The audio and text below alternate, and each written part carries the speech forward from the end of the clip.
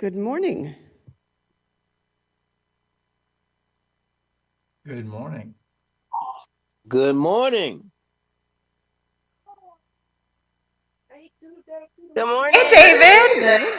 Yes, Katie. We've Good morning, missed you. everybody. Cut this over a second here. Good morning, David. Good morning. How you doing? I miss you, my brother. Hey, Joe. How you doing? I'm holding on, man. Just keeping busy. Happy birthday, Charlie. All right. Thank you so much. Thank you, Crystal. Birthday, Well, Charlie. Thank you, everybody. Thank you. that's you, Tiffany.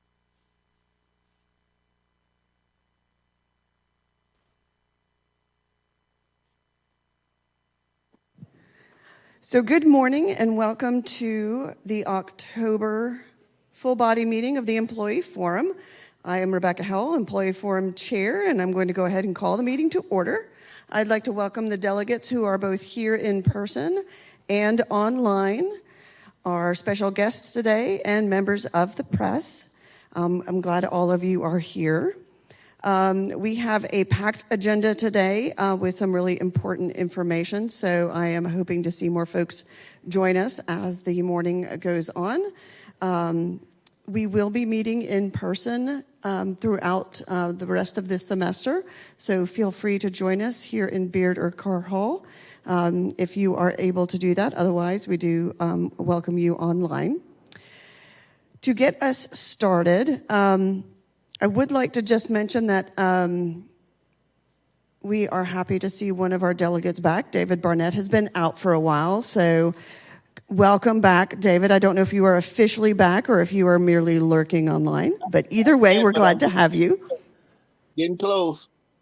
All right, we're glad you're getting close. You've got some applause in the main room. And then also, I understand there's a birthday, so happy birthday, Charlie, since you've already been added as the birthday girl. Thank you so much. We hope you have a fun weekend planned. And I'm going to go ahead and just, since we do have a packed agenda, go ahead and turn this over to Christi Hurt for the Chancellor Roundtable. Christi Hurt is Chief of Staff, and she's going to share some updates with all of us. Good morning, everyone. It's a pleasure to be here, as always, with lots of familiar faces in the room and on the Zoom screen. I have reached the great age where I can see you with my eyeballs, but I cannot see my remarks with my eyeballs, so we're going to go back and forth. So thank you for your patience with that. But I'll just start by saying it's been a great start to the semester in so many ways. I am a triple Tar Heel and have been at the university for 13 or 14 years now, and every time fall rolls around, I'm just so excited to be back and to feel that fresh start of the year, to hear the enthusiasm of the students coming back, to hear the marching band kick up, and to watch the leaves fall. And I do have a favorite tree on campus. It has not started to turn yet, but the ginkgo outside of the Owl building is my favorite. So if you all have a favorite tree, I hope it's starting to do its magic too. All right, the glasses part of the presentation. So thank you so much again for your leadership here, Rebecca. We're happy to be working with you as the chair. Katie, I'm glad you haven't gone very far, so thank you for all of that. In the spirit of the great things that are happening on campus, we, of course, as you all I'm sure have heard, have welcomed the largest class to Carolina ever. So a few good details about that. We have 5,094 new first-year students representing 80 counties, 49 states, and 98 North Carolina counties. We're really excited about that and continue to try to stretch to reach that whole 100 North Carolina counties, so cross your fingers moving forward that we get there. 18% of that class are first-generation college students, and 11% are Covenant scholars. One of my favorite things that we did this year was really try to isolate some fun details about the incoming class so they could learn about each other at convocation. I don't know how many of you have heard this yet, but in this entering class, there are 39 Jacks, there are 39 Avas, there are 38 Olivias and 38 Sophias, so they can all go find each other over the course of the next few years. So I think that's particularly fun. And I'll add that we got this exercise from one of my son's schools And they gave out everybody's like the most common birthday at his school, and he had the most common birthday, and that birthday is today, October 3rd. So my baby turns 20 today, along with our other birthday celebrations. So fun fact. Just last month, of course, this is very exciting that we announced that the U.S. News and World Report had ranked us number 4 for public universities and 26 overall. And we remain the best value in public higher education for the 21st consecutive year. That's my favorite statistic. That's my favorite thing that we aspire to do and achieve every year. I think it's really important to remember why we're all here, and that's to be accessible and excellent in all the ways. We have some exciting speakers coming up. We have Kathleen Duvall, our Pulitzer Prize winning faculty member, and she's our winter commencement speaker. And we just this week announced that Eric Church is going to be our spring commencement speaker. So make sure to mark those dates on your calendar. Those will both be excellent, excellent commencement ceremonies, and we're really excited to move forward with the planning. On issues that we face, there are 3 things that I would anticipate would be on your minds, none of which I can talk very much about, but I want to acknowledge them. On the School for Civic Life and Leadership, we are continuing to review that school through the work of an outside investigator. This is a solid investigation. This is not a whitewashing of anything that's been going on with the school. We want to make sure we get it right. There's nothing more important in our work right now than promoting civil discourse and dialogue, so we want to make sure that we are doing that work. That report will hopefully be forthcoming, and we'll make decisions from there. It's a high priority of the Chancellor to get this right. On the provost lawsuit, of course, I can't comment on ongoing litigation. I know that the Chancellor and Chris Clemens were very close, and of course, it's disappointing that we're in a posture of managing a lawsuit, but here we are, and we will do our thing. And on Professor Dixon's administrative leave, we're still working through some answers on that and hope to bring that whole matter to a conclusion before long. When you think about things like risk management, I just want to call out that, especially at a university where we have experienced direct gun violence, nothing scares me more, especially as a student affairs person who really goes to bed at night worrying about things. I worry a lot about gun violence on this campus. And so I just want to underscore how important it is that we take any threats around gun violence or any form of violence really seriously. We have an outstanding team that actually might be a fun group to bring into here sometime is our threat management team. That's a new group on campus that works alongside the police and public safety, and they do a professional threat management, a threat assessment process whenever we have allegations of violence. Just sort of as a side note to this whole matter, it's just important to know that we handle these matters with professionalism and according to policy, and we have to Recording in progress. Do assessments as needed to make sure our campus is safe. So I wanted you all to hear that from me. Now on to other matters. Of course, we are in the posture now of managing a government shutdown, federal shutdown. We are working closely with our colleagues in federal affairs to manage the next steps and working with our research colleagues. We have been here before. This is a strong university with a stable plan to keep things rolling, even in times of federal shutdowns and crises, and we are continuing to do that. We will update you about any potential changes, but right now there's been no disturbance to things like student aid and our ongoing work because we can manage these shutdowns and these work stops for some period of time. And then finally, on October 12th, we will celebrate our 232nd birthday at University Day. We hope that you'll join us to reflect and look forward to our future. It is on a Sunday afternoon, so I know that that's both tricky but also possible because then maybe people have some time and can come and join us for the celebration. I'm hoping it'll be a beautiful day, and I'll look forward to seeing you all here.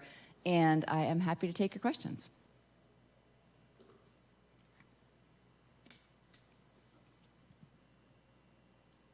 Are there any questions online?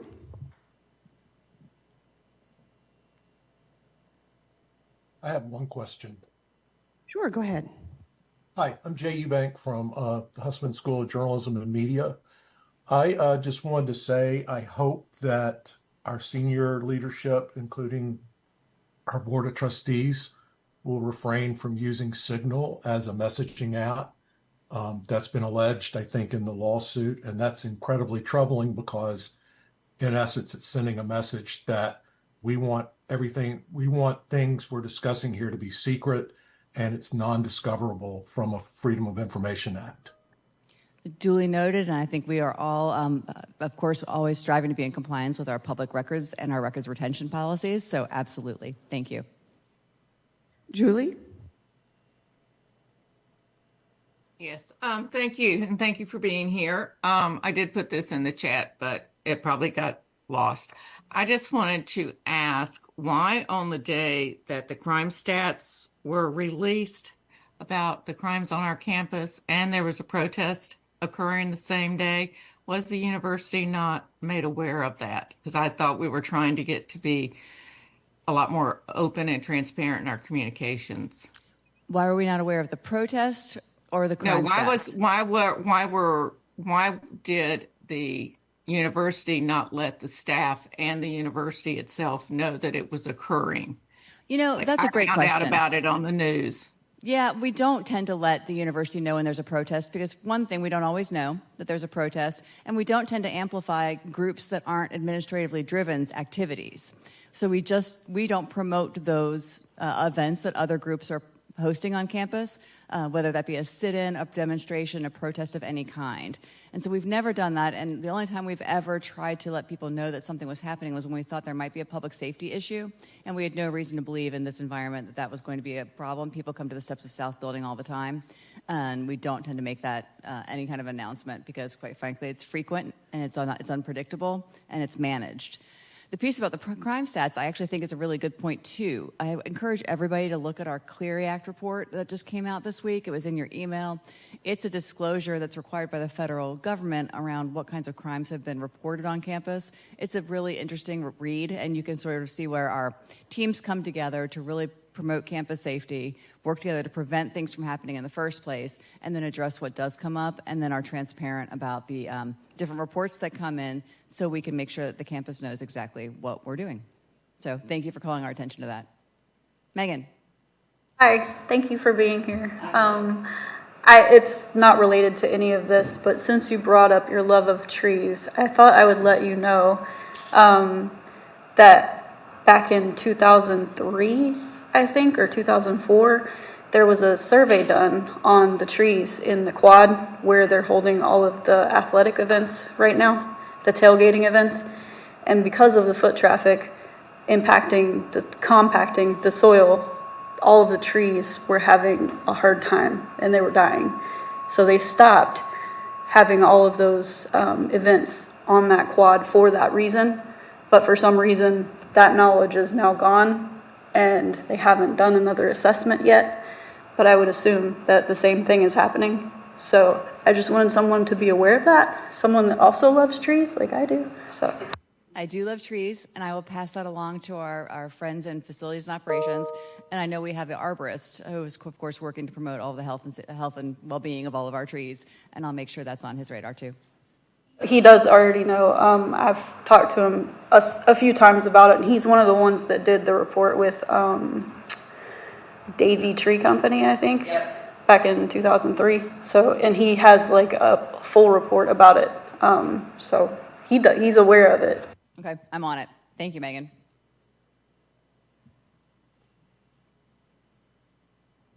Any other questions?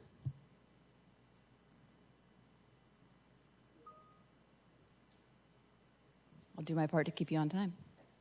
Rebecca, there are questions in the chat if you want to check on those. I just logged in. Keith, if you wouldn't mind reading those questions in the chat because they do not show up on mine. Keith can be the voice of God. Good morning, Christi. How are you? Good morning. Good. How are you? I am doing well. So the first question is from Lisa Peterson, and it says, are there any updates on when current personnel will receive their raises? We are hiring new staff, but not taking care of our own with this process. That is a great setup question for Linc Butler, who I believe is your next presenter. I honestly don't know the answer, and there are so many different things that are coming down from both the system office and our own budget challenges that I think that it's best for Linc to take that. I did remember I have a talking point later that I forgot to mention, so thank you. And so the only other question that I'm seeing is, in the DTH, a Board of Trustees member was quoted saying that he supported the use of AI to scan syllabi for DEI content. An employee from University Council agreed this was a good idea.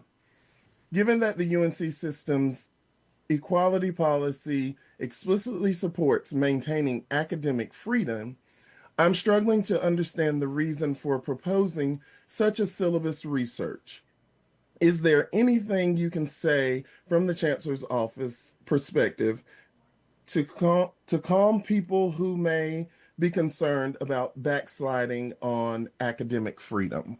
Thank you for that question. Absolutely and unequivocally, we support academic freedom and the ability for professors to teach what they need to in their classrooms. So that is a clear position of the Chancellor's office and the Provost's office. And I, of course, don't speak for the Board of Trustees, but we have been staunch advocates for academic freedom and will continue to be so. Thank you. And that question was from Jake Stollard. Thank you. That's all I've got. Okay, I forgot to really do one big talking point that I thought that I was so big that I would not forget, and here we are. I wanted to acknowledge the Service First initiative, and so we have had Scott Savage, I believe, come and work with you all before, and I wanted to talk a little bit about how that process is going and what you can expect from here. As you know, we're trying to align administrative functions in an effort to make sure that we are being strategic about our resources. I serve on the steering committee for Service First alongside the provost and with Nate Knuffman, our vice chancellor for finance and operations. We are working together to look at different models that come up from the working groups and from the dean's group. And so we're really eager to create a user-centered model that is informed by all of you. We have worked with Rebecca under her leadership for the staff advisory committee to the chancellor to be in the epicenter of a lot of that organizing and promoting of different ideas and strategies. And so I just wanted you to know that work continues to be iterative. It will go on throughout the year. You will hear back from Scott at a subsequent meeting, but I wanted you to know how important it was for the Chancellor's office that you all hear from us, that we are listening to you and want to have your input as we figure out what those next steps are. I don't know if that creates additional questions, but I was remiss in not mentioning it. Any additional questions?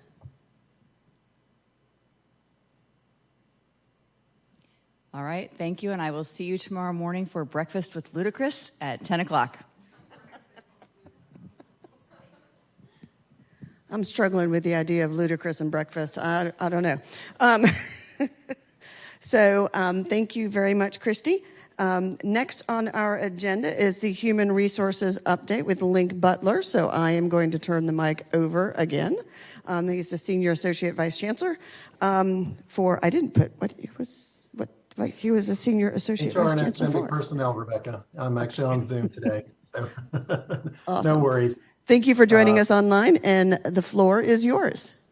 Thank you so much. Sorry I can't be there in person. I do have to jump after our update to yet another meeting. I'm pretty stacked up with the meetings today.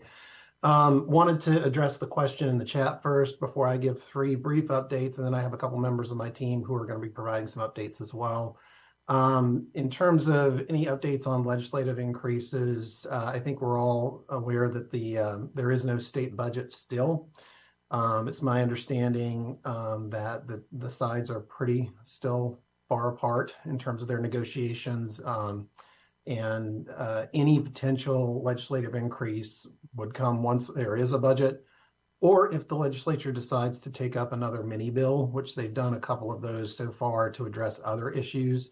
But we're not hearing that that's something that's in the works currently. So we're paying attention to it. Our legislative affairs folks at the university are also paying close attention to it as well. And so as we get more information, if there's anything that develops on that front, we'll be sure to make sure that you all know. Couple of quick informational updates. It's that time of year again. Carolina Cares, Carolina Shares has launched on October 1st. As you all know, and I know the forum has a long history of their generosity and giving, and this campaign has been a cornerstone of that generosity and empowers state employees to contribute to a wide array of charitable organizations. It's a wonderful program. It's made profound impact over the years. So be on the lookout. We do have a newsletter that comes out on Tuesdays, and that typically focuses on a different topic each week and highlights different charities related to the topic. So we've historically led the way in terms of giving for the State Employees Combined campaign, which Carolina Cares, Carolina Shares is our local version of that. We're usually either the top organization in giving or number 2 every year. So, and that's just a testament to our employees. Arlene's question related to this: does UNC match funds for any charities? I'm assuming what you're asking is that the giving of our employees, does the campus also match those donations? No. This is an entirely employee-driven campaign. Also coming up, it's that time of year again for Employee Appreciation Day, Friday, October 17th from 10 a.m. to 2 p.m. You're going to be seeing more communications about that as we get closer to that date. This year's lunch will be an all-American picnic, complete with hamburgers, hot dogs, all the fixins. Dippin' Dots is the dessert vendor. Lunch will begin at 11:30. Once again, we'll have caricature speed artists. They can render your drawing in under a minute, which is pretty impressive, along with the usual inflatables. The photo booth will feature classic black and white photos with UNC-themed props. We will have our flu shot clinic available as well. You can also submit your message of appreciation for your colleagues with Cheers to Peers. That's back again this year. And this year's employee gift will be a tumbler. And lastly, you've seen some communication about this, and there was tremendous support about it. The Carolina Employee Cookbook, titled The Tar Heel Table, a community cookbook, will be available for download with over 100 recipes that have been submitted by all of you and our faculty and staff from across campus. So again, date for that is Friday, October 17th from 10 to 2. The Carolina Tar Heel Tribute is also coming up on November 18th. It'll be from 8:30 to 10. This is our annual event honoring the contributions of staff, faculty, and students who have served or are currently serving in the military that are within the Carolina community. The event will feature networking opportunities, a POW MIA tribute, lunch, a keynote address from a representative of the Wounded Warrior Project, and invitations are extended to those identified as veterans in Connect Carolina. We do ask for an RSVP on that by Wednesday, November 5th. So, Arlene, question, will there be COVID shots available? No, not at Employee Appreciation Day. They will not be available. There will be a flu shot clinic specifically. So I'm going to monitor the chat. I know I've got Vanessa Ragland, who's going to give you an update on the SHRA to EHRA conversion, Joe Williams on a benefits update, and Jessica, of course, is here, Jessica Pyjas, to provide her usual wellness updates. So I'm going to pass it over to Vanessa. I think she's online. Vanessa, are you there?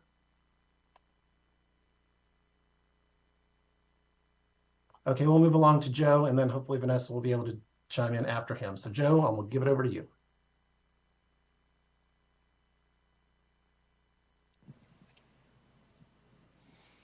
All right. Good morning, everyone. It's great to be back with you today. With me, of course, is one of our benefit consultants, Morrison, who graciously filled in my absence while I was traveling with my wife on vacation. So we had a great time doing that. It is that time, of course, as we are starting open enrollment and very quickly here, October 13th through the 31st.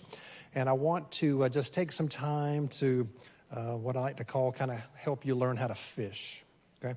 So, you know, you can kind of give a man bread for a day, you feed him for a day. If you, teach him how to fish, you kind of, feed him for a lifetime. So I want to kind of show you when we're looking at our web pages. If you don't know how to get to the benefits homepage, just type in UNC benefits in your Google search, and we're the first thing that comes up. And if you go to our web page, at the very top, of course, you'll see open enrollment. And this is where I want to direct you. And in fact, we're going to spend just the next few minutes kind of talking through the open enrollment steps. You'll be able to see what we've done with our comms team is to really create a very comprehensive site so that you're not having to go to the state health plan site, the NC Flex site, the UNC system site. It's all at your fingertips under this open enrollment for 2026 link. So let me click here and just give you a quick preview of this, and then Morgan's going to talk to you about all the fun details about the state health plan this year. So, of course, the big thing, the date's October 13th through 31st. It's this opportunity to make changes to your benefits. And one of the number one questions we get kind of every year is, do I have to take action? Okay. Now, in years past, as we've talked about before, you would have to do the tobacco attestation at the bare minimum, right? Because you don't want to have to pay an extra $60 a month. As we've mentioned, and as you'll see online, that has gone away. So you will not see a tobacco attestation for during this open enrollment for 2026. Now, new employees, though, who are still being hired in, whose benefits will start in 2025, they will still need to do their tobacco attestations. That's important. But here is where you'll see kind of all the good stuff as far as the state health plan, the UNC system, the NC Flex, the how to enroll. I'm going to click on state health plan, and I'm going to hand the mic over to Morgan and let her kind of talk through all the fun stuff. Thanks. Okay, so like Joe said, I am Morgan Morrison. I was here last time. Thanks for letting me come back again, both you, Joe, and everybody else. Sorry. Having my Brittany moment again. So like Joe mentioned, our website has a lot of great information on the main page, but similar to the presentation last month, we've really broken down things into the state health plan, which is our health insurance benefit, and then a portal for literally everything else. And that's to mirror how we complete open enrollment with the two portals. So like Joe mentioned, you can click on the state health plan button and it will give you all things state health plan. You'll see some of the same things that we talked about last time, some of the same things that you are seeing in email updates. The tobacco attestation is going away. You do want to go into the system to make sure you manually elect the enhanced plan if you would like that, or plus plan, excuse me. There will be no credit being taken away from you if you don't enroll. Just know you will default to the standard plan, or what was formerly called the 70-30 plan. So I do want to scroll down a little bit. A lot of this information has been given to you guys many, many times, and it is important to walk through it. But I did want to follow up with some of the questions that were presented last session, now that we have more information. And so one of those things is around the Preferred Providers Program. I've had some questions for folks reaching out about, and it's going to scoot you down there. You can see if you're interested in that, it'll drop you all the way down. We are not seeing the Preferred Providers emblem in the Find Your Provider tool yet, so please don't panic. I've had some folks who are looking for it, which is great, but it's just not populating yet. So don't think you're missing it. It's just not started showing yet. So please continue to look back or to reach out if you've got any questions around that. Now I'm going to scroll back up just a little bit, and you'll see if you've been to any of my presentations before, I like to skip around.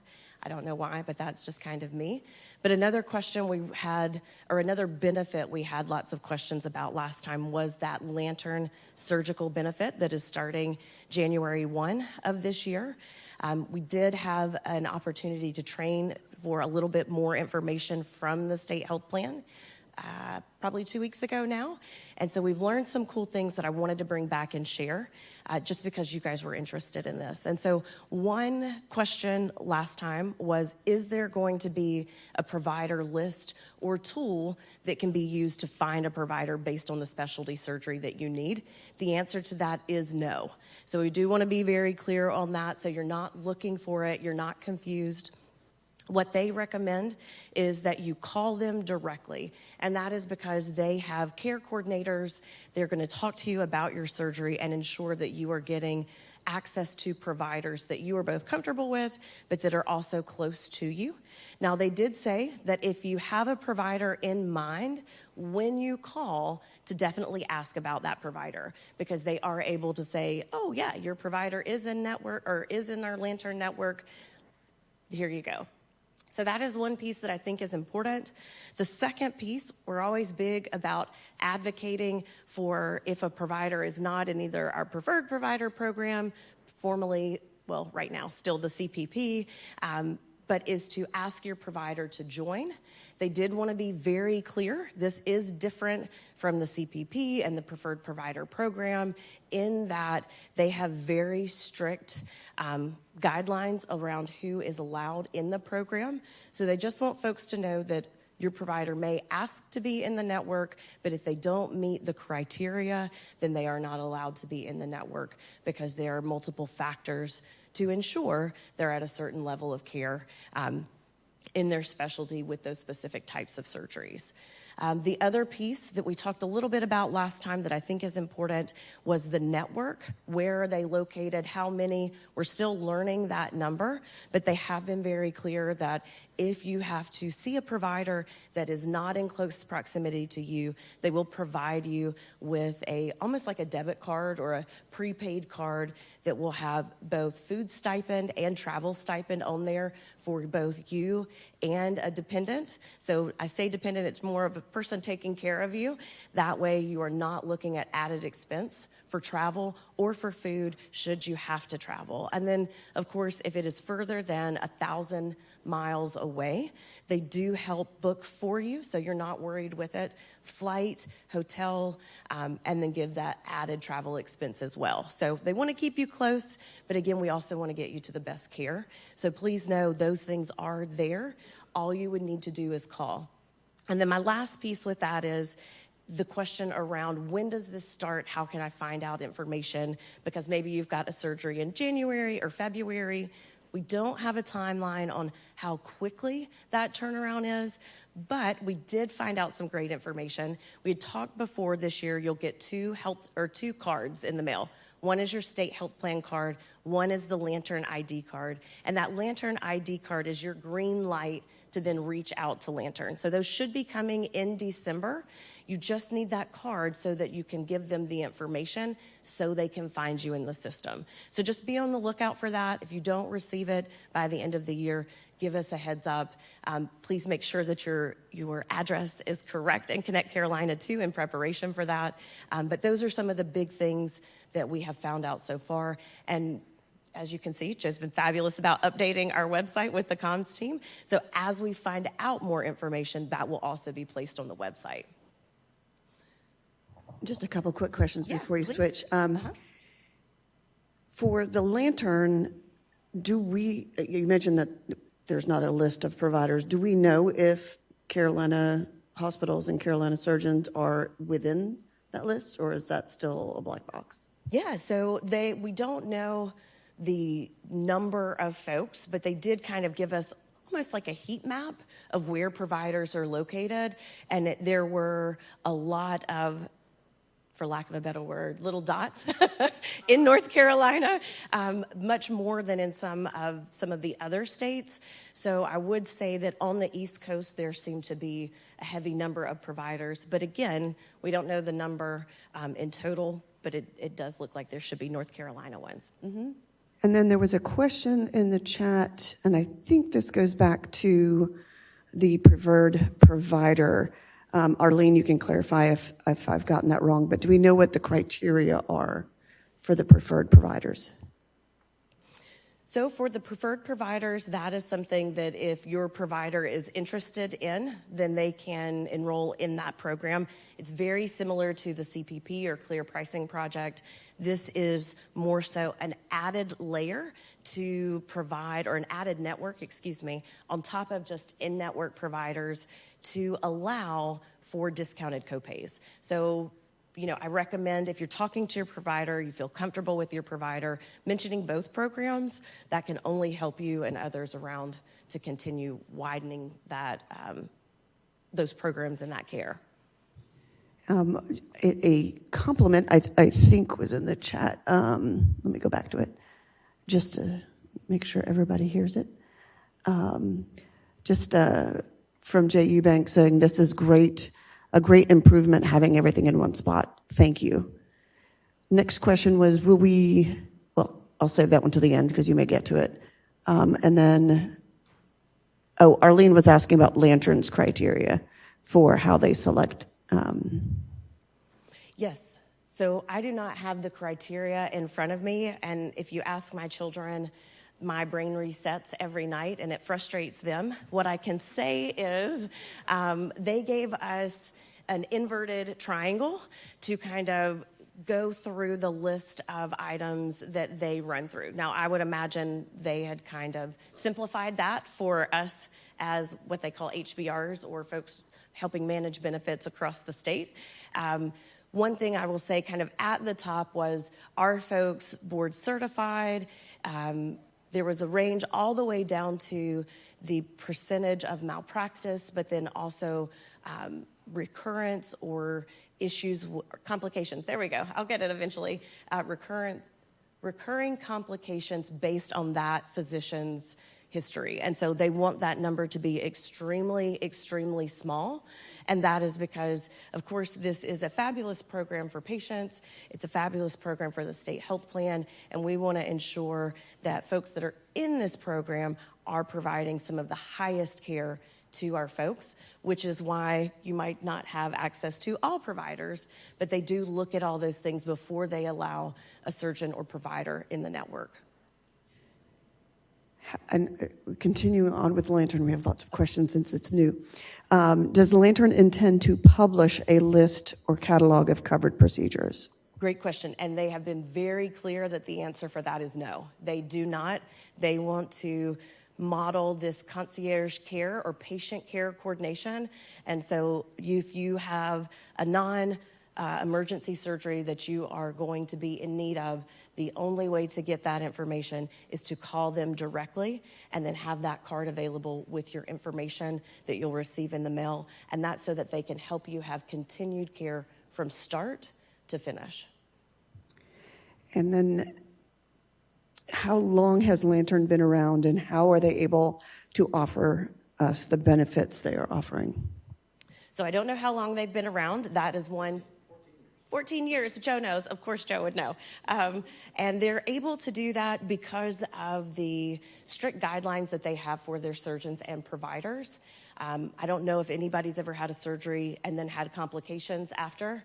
I have, and I will tell you, it is worse, it is more painful, and it is definitely more expensive for the plan. And so with their strict guidelines and scrutiny on who they let in, it does allow for the surgery to be taken care of with almost like white glove service, I guess you could say, from start to finish. You also think about, when you're going in for surgeries, you're kind of on your own with the billing provider or whoever's there at the hospital. And so they allow for you to really take care of your health also. So we do know that well-being part plays in with complications and with healing. And so that's what their goal is just to provide such great care that cost-wise, it ends up saving in the long run because it does reduce the risk of complications and return to care. Did I hear that there is only travel assistance if it is more than 1,000 miles from home? No, and I'm sorry. So the 1,000-mile piece was for flight and for hotel. So that would be where you couldn't get there in a day and back, especially if it's outpatient. So there's different levels of travel reimbursement and food reimbursement. So I think, when you call and they tell you what your options are, they would also provide the information of, based on this location, this is what we will help set up for you and in this amount. Great. And this is not related to Lantern, but there are two questions, so we'll go ahead and get to it so I don't forget. Are there any updates on the negotiations between Aetna and Duke, and when will we know for sure if Duke Health will be covered or not? We keep getting emails and letters saying they're still in negotiation. Yeah, that is a great question, and thank you for whoever or multiple people that asked. I will transition to Joe with that, and then that way he can talk about the other pieces as well. Thank you very much. Thank you. Thanks, Morgan. Yes, so the Duke Aetna, the battle continues, and the saga and the drama. It really is almost like kind of a sitcom, but kind of a wild drama too. So many of you, of course, have seen if you've watched the video from our state treasurer. He kind of came out, full force and did not pull any punches and kind of told it like it is. One of the things I've heard recently is that certainly the negotiations are still at a very difficult spot. October 20th is kind of that deadline, so we're waiting to kind of see, what will happen.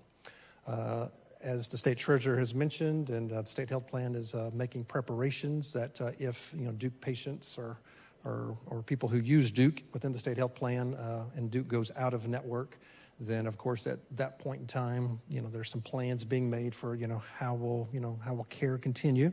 Certainly those of you who have some kind of important surgery coming up, or you've got procedures coming up with Duke, just rest assured there is kind of federal law that protects you as well, called continuity of care.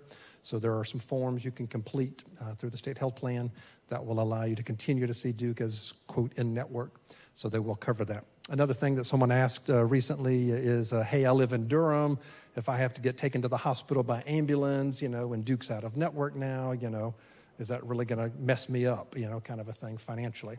So the good news is anytime there's an emergency situation, it's always covered as in-network. So if you're going to an out-of-network type hospital, let's say if Duke goes out, your benefits are still going to be paid as if it's an in-network provider. So, know that that's the case there. All right, so let me move on to some of our other pieces here. Let me back up just a bit. So we'll go into the UNC system and the NC Flex benefits. So some of you know, of course, the UNC system has its own kind of sets of benefits just for UNC system employees. And then NC Flex, they're part of the Office of State Human Resources for all state employees. So there are some benefits that state employees have that we don't have as UNC system, and kind of vice versa. So just to kind of help you sort of figure out how all that works. It gets a little tricky, a little complex, but it is good stuff. So again, dental, vision, there's critical illness, there's accidental death or dismemberment, the term life insurance, voluntary long-term disability. All of these different plans, of course, are available, and you are able to make some decisions regarding that, including flexible spending accounts. Those of you who utilize the dependent daycare flexible spending account, that annual limit has been a $5,000 family limit for many, many years. It's actually bumping up to $7,500 for 2026. So you're able to put more money aside on a pre-tax basis, and that's the beauty of flexible spending accounts, that you have that pre-tax kind of lowering taxable income, and you're able to put a little bit more money away for that. So, there's lots of great information here. We've mentioned just a few things as far as like the dental plan. We'll have some premium increases going into 2026, so be aware of that. The other piece is the UNC system term life insurance. And so this is a group term life type of policy for all UNC system employees. And I believe we spoke about this the last time I was here, but a really great benefit for open enrollment is anybody can enroll, and I say anybody meaning an employee, can enroll for up to one-time annual salary life insurance coverage with no health questions. So in the past, if you were a new hire in your first 30 days enrolling in your benefits, you could automatically kind of enroll with no health questions, but then after that, you have to medically qualify. Well, this open enrollment, it's a once kind of in a perhaps lifetime opportunity. We'll see if it happens again, but it's a real golden opportunity to get some life insurance if you need it. Again, it's just for the employee. If you're trying to insure your spouse, they still would have to medically qualify. But for you, the employee, getting up to one-time annual salary, again, with no health questions. And then the other piece, very similar, is the UNC voluntary long-term disability. And again, this plan kind of supplements, some of you are familiar with the disability income plan or the state's disability plans. As state employees, we have this benefit. This long-term disability, it always will keep you at 66 2/3% of your salary. And that's the goal. And the beauty of this is, you don't have to be here a year to be eligible or 5 years to be eligible. You can enroll in this plan and you're automatically covered immediately under the disability plan. So again, normally you would have to medically qualify to join this plan if you're joining outside of your first 30 days as a new hire. But again, they're doing a true kind of golden opportunity to enroll. Even if you've been denied in the past, you can still enroll during this open enrollment time period. So again, I want to encourage you to really look at those things. And then finally, just as a reminder, the MetLife Legal Plan is a new plan. And $13.66 per month, and it essentially covers a lot of things. It's a very robust plan. I'll bring this chart up.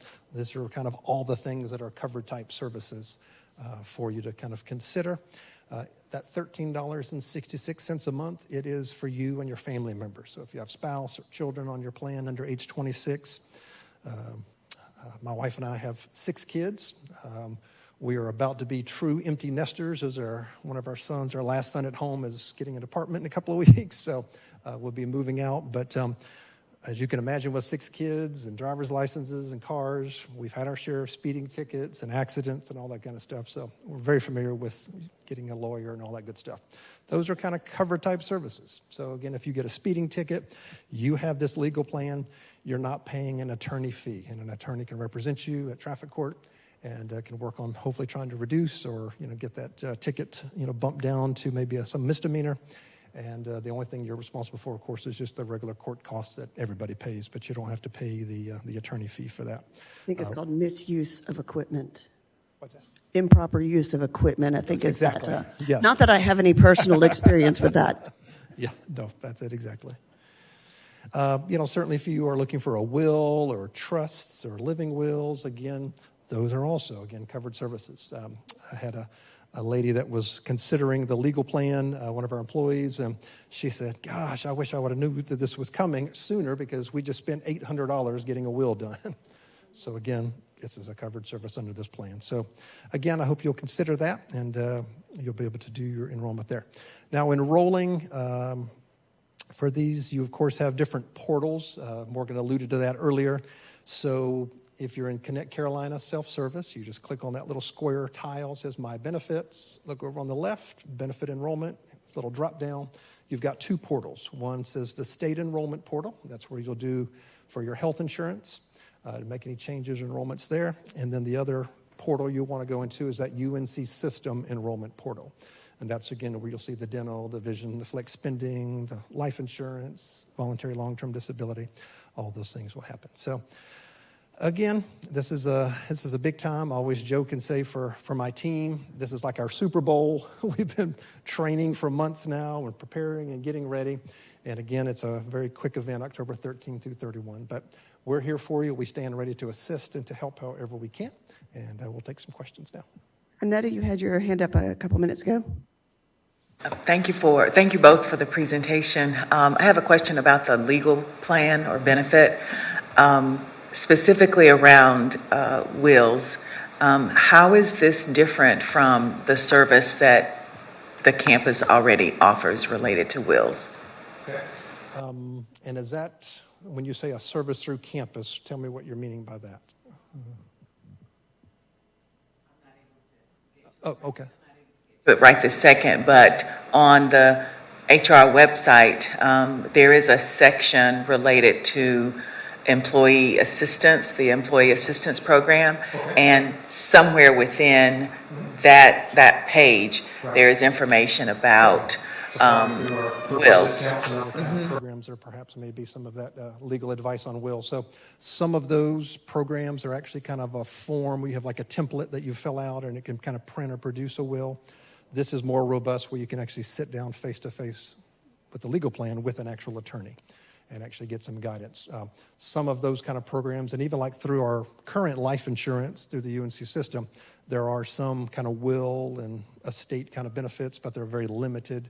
You only get like 30 minutes with an attorney kind of a thing after you've done kind of your template, kind of will.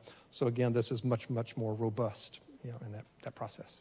Sorry, thank you. I do have a follow-up question related to the life insurance. And so I know each of us is assigned to, a HR benefits consultant, but does that person have specific information about the the stipulations, restrictions around the life insurance policy, or do we need to contact the carrier directly?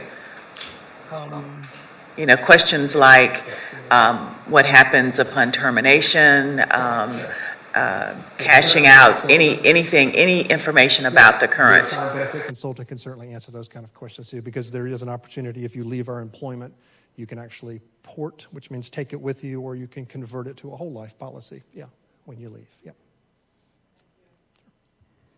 Megan, and then Natasha. Hi, this is not a question, it's more of a request, kind of, and I know it's at the end of like the time frame that I would have needed to request this, and I'm not sure if it's feasible. But I know that housekeeping and grounds are not privy to a lot of the information. It doesn't trickle down as easily in facilities. So I'm wondering if you guys would be able to get someone to go to them versus We've already them got that going set to- up. Oh, Yeah, we've been working with Tracy Agnew and other folks on that team, and we already have several sessions set up. We're actually doing some evening Zoom sessions too that I was going to bring up last too. Natasha?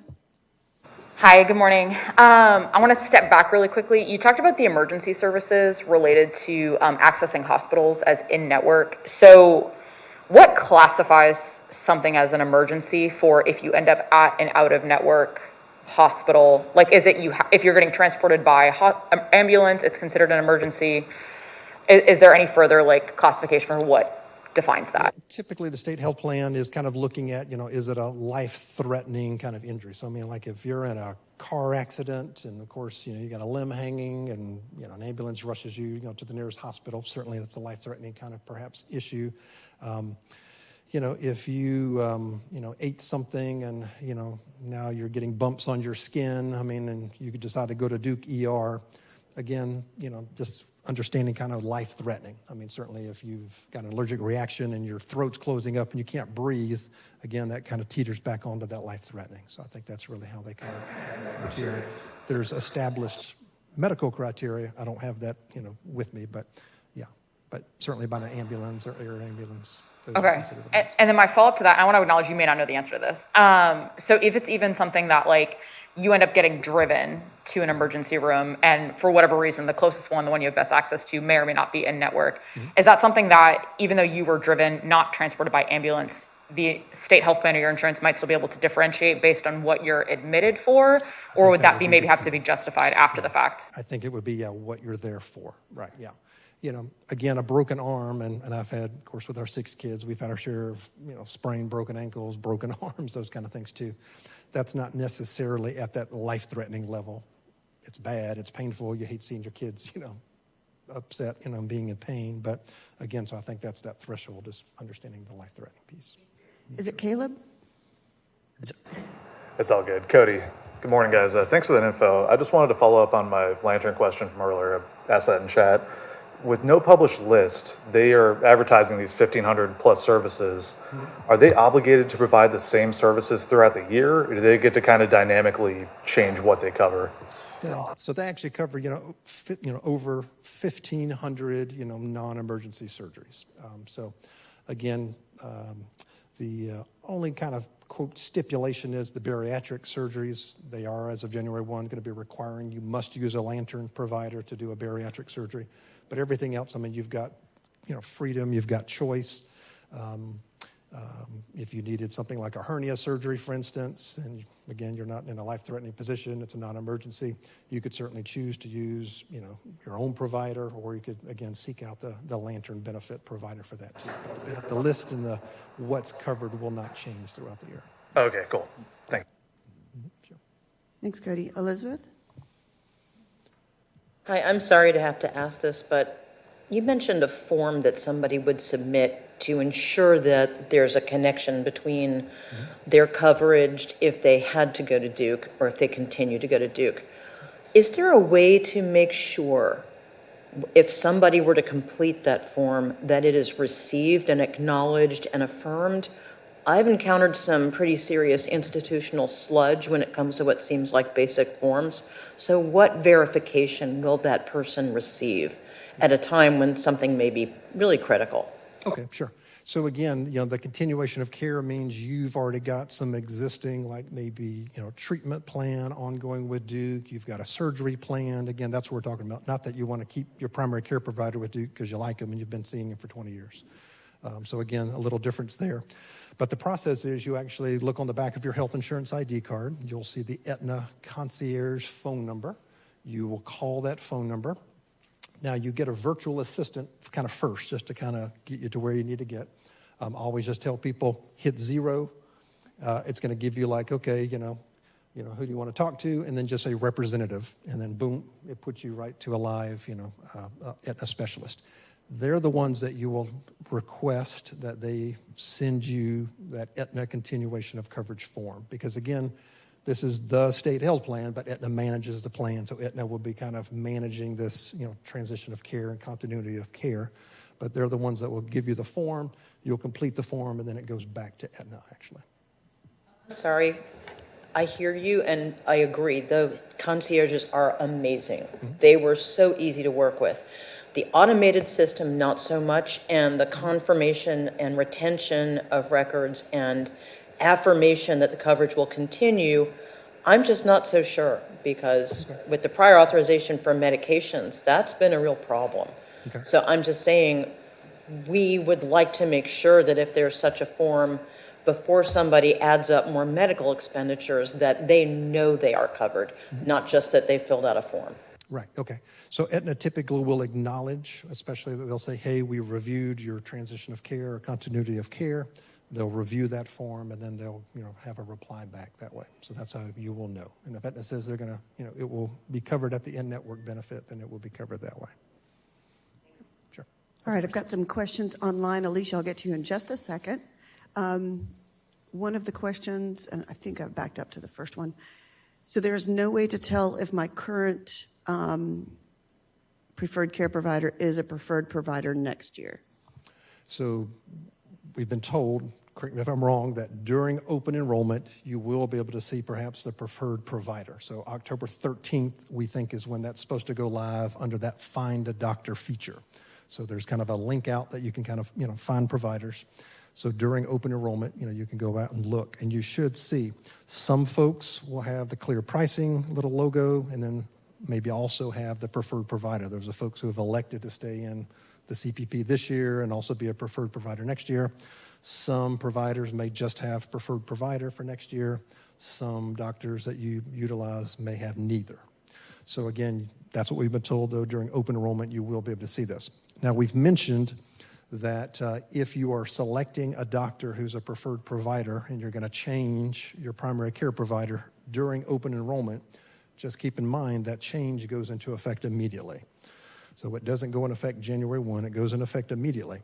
So if you're currently with a CPP provider paying that discounted copays, and you now select a preferred provider who's maybe not a CPP provider, you're going to be paying those higher copays to the end of the year. So that's the only thing we're suggesting, is that if you want to select a new provider who's a preferred provider in that list, then maybe wait till January and go back in, because you can change your primary care provider anytime throughout the year. You don't need a life event. You don't need any special stuff to do that. You can either call the concierge or the state enrollment line, change your primary care provider, or you can go online like you're doing for open enrollment come January and select your preferred provider if you want to do that. So if your provider is not a preferred provider, even on January 1, but becomes one later in the year, you will still have to take action to obtain the discount? If they're not printed on your ID card, correct. Right. That's right. Thank you. Sure. And then for the legal plan, would we only be able to unenroll at the end of next year, as in I don't want the plan for a long time? Typically, yeah, that's kind of how sort of these plans work, that, during your open enrollment time periods, that's when you can make your changes to enroll or to unenroll from a plan. The piece that all insurance plans are careful about is like, well, I'm going to enroll for 1 month, I'm going to get my wills done, I'm going to get all these things done, and then I want to stop the plan, Again, when people are doing that, that's going to just drive costs way up, because again, as this plan sort of works, you're paying that $13.66 a month. And if you think about it, that's less than $200 a year. Again, I challenge anybody to go to an attorney to get a will done for less than $200 a year. So again, just that in itself is a great value. Alicia, online? That was my question, so thanks. I got it. Appreciate it. All right, thank you. Let's see. Next question online. The Lantern benefit seems great if you're able to find a covered provider with a covered surgery. This seems to put the burden largely on the patient. Is there a person office tool that can help an individual navigate this? Yeah, so as Morgan mentioned, when you get that Lantern ID card, that will be mailed along with your health insurance ID card. Once you have that Lantern ID, it has a member number, so your unique number, and it has all the contact information. So if you know that you were wanting to do some kind of surgery, starting January 1 forward, you can certainly call Lantern in December when you get that card, talk with them about, hey, I need to have a hernia surgery. I'd like to do it maybe in February. And then they will actually go through, can give you that list of providers. I'll typically provide 3 providers to you, and that gives you some time if you want to go research them. Morgan was touching on the importance of their criteria for Lantern providers, and again, I just want to reiterate, they've got some really just tough standards. I mean, it's not like, okay, yeah, we'll take you just because you do this surgery. One of the things that I found very unique was most surgeons have about a 12 to 17% complication rate in their surgeries. Lantern providers have less than 1% complication rates in their surgeries.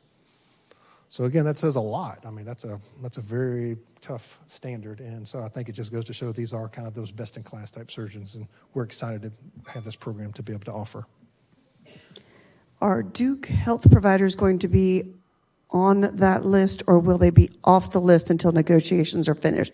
I'm not sure if they're referring to the preferred providers list or Lantern, but Yeah, just as and again, I'm going to make a blanket kind of statement here.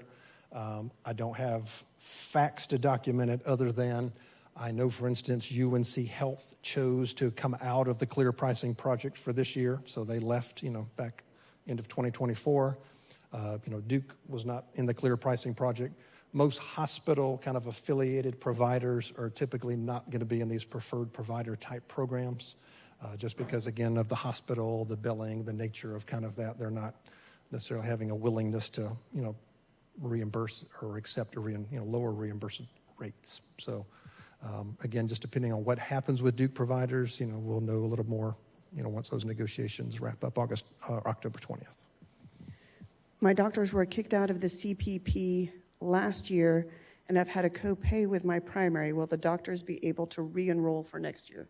Okay, so keep in mind, nobody was kicked out of the CPP last year. And I know that rumors kind of prevailed, especially like I had a lot of people saying, I see a UNC Health provider and they were kicked out of the CPP. The UNC Health system chose to come out of the CPP. Okay, so nobody was kicked out. But again, it was more of a corporate kind of decision, if you will, for folks to come out of that network. Now, again, because the CPP network is kind of ending December 31st. We know, of course, now this preferred provider, will happen. We don't know that. I don't know, probably doubt UNC Health will be preferred provider folks or in that network. So, again, we're kind of at a wait and see at this point. Was notification sent to CPP providers who are wanting to qualify for the preferred provider status ahead of time so they can reapply and assess their eligibility? Yeah, so our understanding is all providers across Aetna's networks were sent information about becoming preferred providers. Being able to see this information should happen during open enrollment. What happens if this isn't the case? Will there be communication? Yeah, so we'll certainly, have some information on our website and kind of ongoing, information that as we're speaking with groups across campus. If you can't see, again, that preferred provider, again, it's not, I don't mean to say it ugly like this, but it's not the end of the world because January you can go in, you will for sure be able to see the preferred providers in January and make your decisions, based on who are on those lists. Because again, even if you pick that preferred provider now, it's not going to go into effect until January 1 because that's when the preferred provider program starts, is January 1.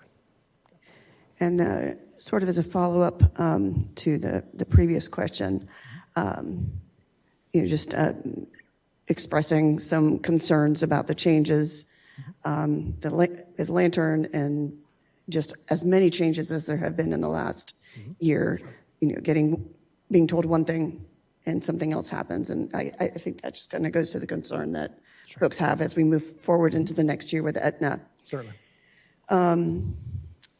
With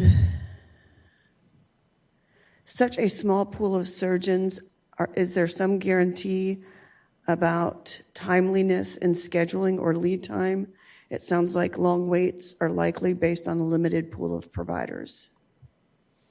And again, I think it's kind of hard to know at this point. I actually, when the Lantern thing was first announced, I went kind of to all kinds of review sites, tried to learn more about Lantern, outside of what the state health plan was telling us. And They actually have really good reviews. People don't seem to be struggling with like timeliness, for surgeries, those types of things. So again, a lot will depend on, how many of the 700,000 plus state health plan members will take advantage of the Lantern, benefit experience. And I think I know the answer to this question, but I'll give it to you. When is the Aetna contract up? Is it possible to go back to Blue Cross Blue Shield? Yeah, it is not at this point. So typically the way these large of state contracts work, they're what they call a kind of a 5-year with a 2-year provision. So it's 3 years for sure, and then the next 2 years are a year at a time. So if the state health plan after the 3 years with Aetna says, hey, Aetna, we want to extend another year, great, or want to see another 2 years, great. But then every 5 years, the state health plan has to put out a new, RFP that requests, for proposal so that they can get, the information. Now, again, one of the big reasons we went, to Aetna was several-fold. Was the big thing was the cost savings. Over $150 million less than what Blue Cross Blue Shield was going to charge us. So, and I know there's been some adjustments. We've had almost a year now with Aetna, and some people are still kind of adjusting to it. One of the things personally that I found is that Aetna, for me, feels a lot easier to get answers to. For me, with my family, if I'm calling about not sure about an explanation of benefits, how something was paid, I call, I get it resolved right then. So again, they've been very good about that. So I like the customer service piece with Aetna. But again, I think even next year will even be better. So. Yes, Teresa. Joe, Teresa Silsby from ITS. I wanted to ask, I've had a couple of my coworkers ask about payments made to Duke and how they get inundated with $15 checks. And they're like, why can't they charge us right to begin with instead of having to deal with that and having to go to the, do the deposit stuff and everything? Yeah, and it's, I actually use and have used for several decades a Duke primary care provider. And, I almost kind of get into an argument with the reception at the Duke primary place I go to because they're like, that'll be $30, sir. And I'm like, no, I'm seeing my named provider. It's on my card. Here's what it should be, kind of a thing. So unfortunately, some people just don't know. They just, okay, and they pay their $30, and then, Aetna says, no, you shouldn't have paid $30. Here's a $15 check back. So, Aetna's been really good about that. It's not necessarily on Aetna's side that things were being charged incorrectly. Honestly, it's on the provider side that they're not paying or charging us correctly sometimes. Follow up to that. Would you say then, would you advise people to push back at the clinic? I do. And, one person said, okay, and then she just charged me what I said my copay should be, and it was fine. So I think, again, in kind of just looking at it, it's just more of, how Duke's got their system set up sometimes, I think, or other providers. Elizabeth? Hey, and thank you again for being here. I know this is so much information. It is.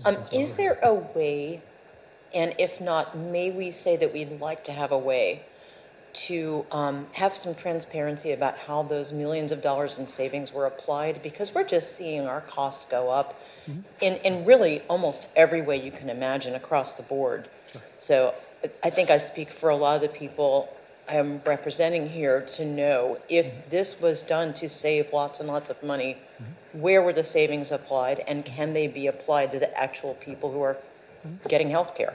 Yeah, certainly. No, I totally agree. One of the things I do, and anybody can do this because they're open meetings, is you can actually go and view and zoom in and be a part of some of the webinars with the State Health Plan's Board of Trustees. They're the ones that provide all the financial updates at their Board of Trustee meetings. You can hear about all the plan changes that are being proposed. And so, every month I go out there. And if I can't make one of their meetings online, they actually record them. They provide the Board of Trustee materials in a link. And it's all on the State Health Plan's website. If you just kind of go down to the very bottom of the State Health Plan's homepage, at the bottom you'll see Board of Trustees. Click there, and you can really see it. And to me, it is very transparent. One of the things when they were having these very difficult discussions with the executive director of the state health plan, A guy that I know named Tom, along with the state treasurer, the board of trustees, was, the discussions months and months ago about these salary-based premiums and the increase in premiums. They were very transparent in these meetings and very open. And, someone made the comment that just said, hey, not having any premium increases for 7 years, it's just not sustainable. And that's been, one of the things that they're kind of playing catch up to try to get the state health plan on a little bit better financial footing. It's not that they're going bankrupt, this year or anything like that. I mean, the state, if they had to, the legislature would have to step in and support it by all means, but it's just that they've got to kind of get back on more of that sort of balanced budget that they're, money coming in, money going out, again, better balanced. And I think that's what they're working towards. And I think that reflects some of the comments in the chat. The Board of Trustees meetings that you mentioned for the state health plan, is there public comment during those meetings, or is it just? There are, so like when the state health plan's salary-based premiums were being discussed, there were members there from like the Teachers kind of Education Association. There were folks there from the SECs, CNIC, thank you. Getting my acronyms wrong. Yeah, CNIC group, some other people. So they were there kind of speaking, many against, premium increases, those kind of things too. So yeah, so they do allow and open some public comment. And can you please clarify your comments regarding cost savings to address the difference between cost savings for the employer, state of NC, versus the cost savings to the employee? Okay, sure. Yeah, so cost savings for employee. Now we, of course, know that, our what's covered as far as like our co-pays, our deductibles, our co-insurance, those kind of things, have had some increase. And again, part of trying to balance out where, some cost savings can occur certainly is utilizing and selecting like a CPP provider this year or a preferred provider for next year. Again, you're going to be paying that, that lowest kind of copay to see that provider. Utilizing like the Lantern benefits. I mean, $0 is, to me, an amazing benefit. If you've ever had, like a surgery, and my wife has had a couple over the years, and, we're $5,000, $6,000, out of pocket for like a surgery usually by the time you do your deductible, your co-insurance, those type things. So again, just to be able to save that, I think is also a big savings. The hope is, that kind of over time, the employee part will stabilize and we won't be facing kind of the double whammy as we have this year with increased premiums and a little bit lower, coverage that we've got to pay a little more out of pocket for. Is there a way to view the cost savings made by Aetna's plan versus the cost that Blue Cross Blue Shield would have had, and have those differences translated into patient plan costs? Probably so. You would have to kind of go back in some of the archives of the State Health Plan's Board of Trustee meetings back when they were talking about the discussions switching over to Aetna and doing the RFP process is where we would probably see some of that. All right. Are there any additional questions online? Oh, I've got one here. Teresa. One other question. When the bid process was going through for the new vendor, do you know how many vendors were being looked at initially before Aetna was selected? Well, when the state health plan put this out, and again, you can imagine this is a huge financial contract. I forget the dollar amounts, but they're just astronomical. My understanding were there were about 7 different insurance companies that sort of put in proposals. But then again, when the state health plan started kind of looking at who can really handle it, one of the tricky parts for most insurance companies are they have to have providers and specialists in all 100 counties, kind of here in North Carolina. And again, there's some insurance companies, they just don't have a robust enough network. Blue Cross certainly, has always been able to handle that. Aetna also happens to have, again, as large a network as Blue Cross Blue Shield does in North Carolina specifically. But obviously we have, like UNC, we have employees working in 48 states across the country. So again, having network availability even, on a national scale was important. So that's kind of how they got it down and ultimately got it down to between kind of Blue Cross and Aetna at that point. Any additional questions? Well, I think you are done with being grilled. All right. Well, thank you so much. And again, benefits at unc.edu is a great way to reach out to us through our email. And then again, you'll notice here we've got these open enrollment sessions next Tuesday and next Friday. Hope that you'll be able to join us. Thank you so much. Thank you so much to you and your team. I know this is a very busy time of year, and we really appreciate you taking the time to fill us all in. We've got over 140 folks online, so it is a popular topic. Great, thanks, Rebecca. We do have Vanessa online now, so she can talk and give an update on the SHRA to E-Trade conversion. And then following her, Jessica will give her total well-being update. So, Vanessa? That sounds great. Good morning, everyone. I won't actually share a presentation because we offered probably about 8 sessions for employees and managers to attend to hear about the SHRA to EHRA conversion. So I'll make my presentation pretty brief, and just in case you guys have any questions. So the SHRA to EHRA conversion is offered for any employee, SHRA employee, who is in a position that is FLSA exempt. So the FLSA, Federal Fair Labor Standards Act, is the provision that determines whether an employee is eligible for overtime. So if you are, or if an employee is in an FLSA non-exempt position, meaning they're eligible for overtime, the conversion is not offered to them. It's offered to individuals who are in FLSA exempt positions. The conversion is voluntary. So, and I just popped a link to our website, which I think you'll find extremely valuable information there, all about deadlines and comparison charts for what it looks like to be SHRA versus EHRA. And we will have, if an employee does elect to convert, the effective date would be November 3rd. The election period opened on August the 16th. And we wanted to come to the meeting today because the conversion election period closes on October 15th, October 16th, my apologies.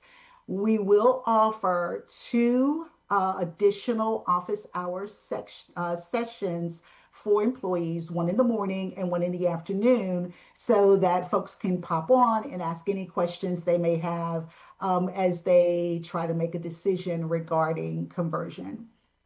The conversion election form is available for you in self-service. And what we will capture is your election as of 11:59, no, I'm sorry, 5 p.m. on October 16th. So you can change your election. Yes, I want to convert. No, I don't. Again, it is completely voluntary.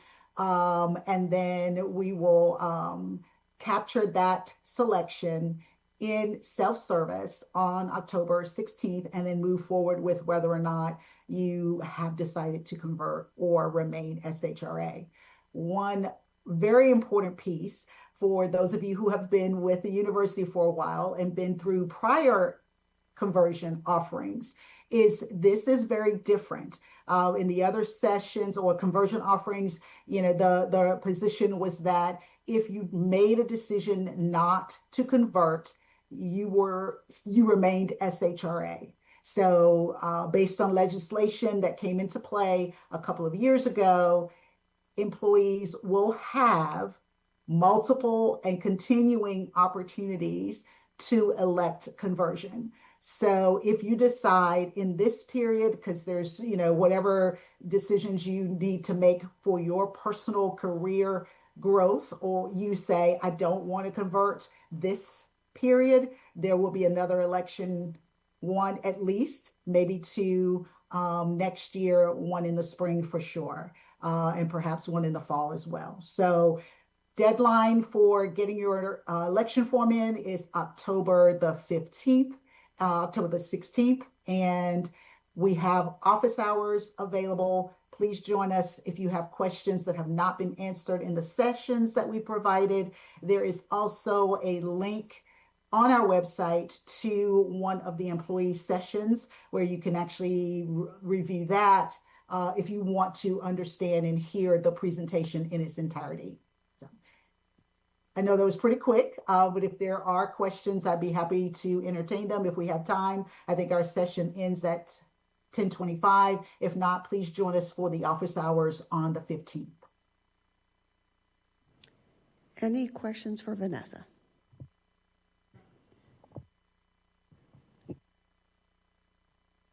Teresa? Hey, Vanessa, Teresa Silsby from ITS.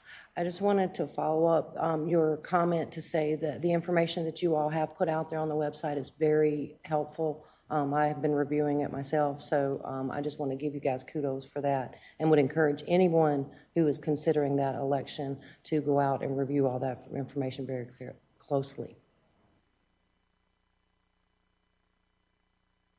Thank you so much, Teresa. Megan? Hi, I do not qualify for the conversion, and neither does anyone that my constituents mostly, but I am curious about incentives to advance in positions in facilities. It seems like a lot of the supervisor and above positions are converting to EHRA, and a lot of us are not willing to give up that SHRA status to move up in position.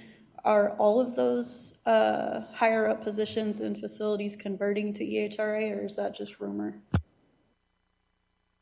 So any FLSA exempt position will convert to EHRA upon vacancy. If an employee remains in the position, they are not compelled to convert. But yes, if the position becomes vacant, then yes, it will convert to EHRA. And I'll add to that, Megan, that with the legislative change, that's actually something that we are required to do, that when those positions become vacant, we're required. And by we, I mean not just UNC Chapel Hill, but all of the campuses in the system are required to convert those roles to EHRA before they then are recruited for. So it is kind of a rolling conversion in that respect, but it is something that we're required to do. That makes sense. I just wanted to throw that out there, that there's probably not going to be a lot of internal hiring for those positions because people don't want to lose their SHRA status. Thank you for making that point, Megan. Understood. Annetta? Thank you for the update and presentation. I heard you mention that as positions are vacated, they will automatically convert to EHRA. What is the benefit to the system, to the state, to the university to convert these positions to EHRA as they are vacated? I can take I'm sorry, that I didn't. one. Oh, okay. I can take that one, Vanessa.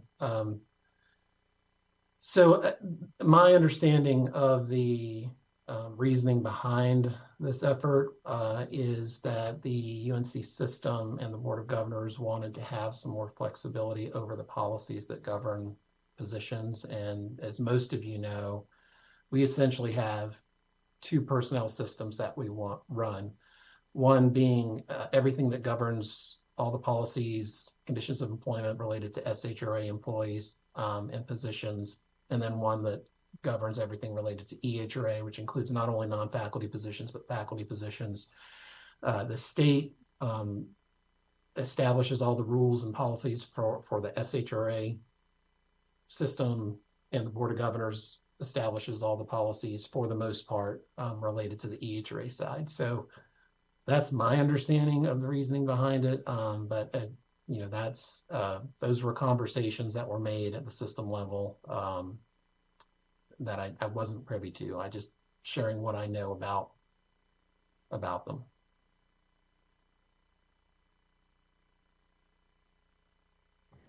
Any additional questions? All right. Thank you, Linc and Vanessa. And we are going to turn the stage, well, it's not really a stage, but we'll call it a stage anyways, over to Jessica for well-being updates. Thank you so much, Rebecca. Good morning, everyone. Good to be here in person. Good to see you. Thanks for everyone that can be on today. Really quickly, October is very well known for being Breast Cancer Awareness Month. So that is why I'm wearing pink today, to honor that awareness and honor all of our breast cancer survivors. But also, October is Mental Illness Awareness Week, which is the 5th through the 10th next week, and World Mental Health Day on October 10th. So I do want to bring that to your attention, and that the national theme this year is supporting mental well-being together. So I'm encouraging you and reminding you to find your hub and all the great resources through the Employee Assistance Program. One of the brand new ones being those Calm Psych Huddle sessions that are offered every single day. The topics vary, but they are different than webinars in the sense that it is a meeting like this, a virtual meeting, where you can see each other if you choose to. They will see your name. There's back and forth dialogue, but you can participate in those as often as they meet. It's unlimited. Sessions include Breathwork 101, guided stretching, and lots of other mindfulness practices. In addition to that, NAMI offers family support groups here in Chapel Hill to families that are going through mental health issues with their children, and there's a group in every single county. So if you're not here in Orange County, you'll see that information on a website that's being launched today. It's going to be promoted in our newsletter that comes out later today. So look for that and find a virtual or in-person support group for you and your family. And then next week on Tuesday, we have our Mental Wellbeing Day, meeting free day. So know that you have virtual opportunities there, including managing staff through stressful situations at 10. Not a mental health topic, but at 12:15, we have Fleet Feet presenting on Is It Time to Replace Your Shoes, as walking does improve mental health, but foot pain does not. And at 2 p.m., Tools to Handle Stress. Again, EAP is available 24/7. There is a live person that answers the phone to hear your concerns, to get you connected with the right person. And if it's not a crisis situation, they do work through a referral system. But if it is a crisis situation, they're ready to act and provide that support as those have come up. Our webinars for this month, we have, in addition to being all those recognition months, October is also Domestic Violence Awareness Month. So we do have the Compass Center that is local to the area that's doing a special presentation on breaking the silence about domestic violence awareness. They're going to talk about the many forms of abuse, not just physical abuse. They're going to challenge the myths that are out there about domestic violence and provide people with practical tools and where to go for support for survivors and people living in a domestic violence situation. So that webinar is going to be a little different than what we normally see on our Wellness Wednesdays. It's not through Carolina Talent. Your participation is not documented in any way. So no, that's just going to stay with you, and those participating on that webinar will not know who else is on there other than the speakers and the panelists. October 15th, we have Mental Health Awareness, a general presentation, Standing Tall and Handling Bullies both on and off the playground on the 22nd. If you have children, that can be helpful for you. And then we are losing our daylight time quickly, so we have bedtime routines and establishing a healthy bedtime routine at the end of the month on the 29th. We are continuing with our Financial Friday webinars throughout the whole month. We have 3 paydays this month, woohoo, for our SHRA employees. And on November 14th, we have a special presenter from TIAA that will be holding that Financial Friday session. So that's all on our calendars. I really hope that you're going to the calendar as much as me and Miriam are to see what's available to you every week. But every Wednesday there is something, and every other Friday there's a session on mental health or on financial wellness. Eat Smart, Move More is continuing to be offered to employees at no cost. And our Total Wellbeing Interest Survey is closing at the end of today. It was promoted in our newsletter last month, and all employee informational email went out that not everybody gets. And all HR officers got this email as well. It's a survey that asks what your top interests are when it comes to wellness. It helps our wellness champions develop their programs specifically at their work site, and it helps me to know what you all want to learn about and what you want to hear. As far as our discounts, you will see those all in the lovely newsletter coming out later today, but we are focusing on seeing those Courage games and NC football club. The soccer season is coming to an end in early November. We do get 50% off tickets through the UNC websites.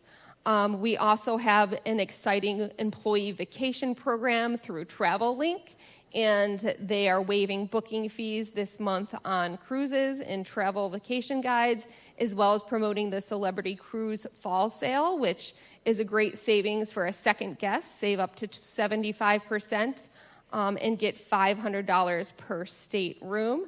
And then our wonderful discounts through Working Advantage, which is a platform brought to you by our EAP vendor.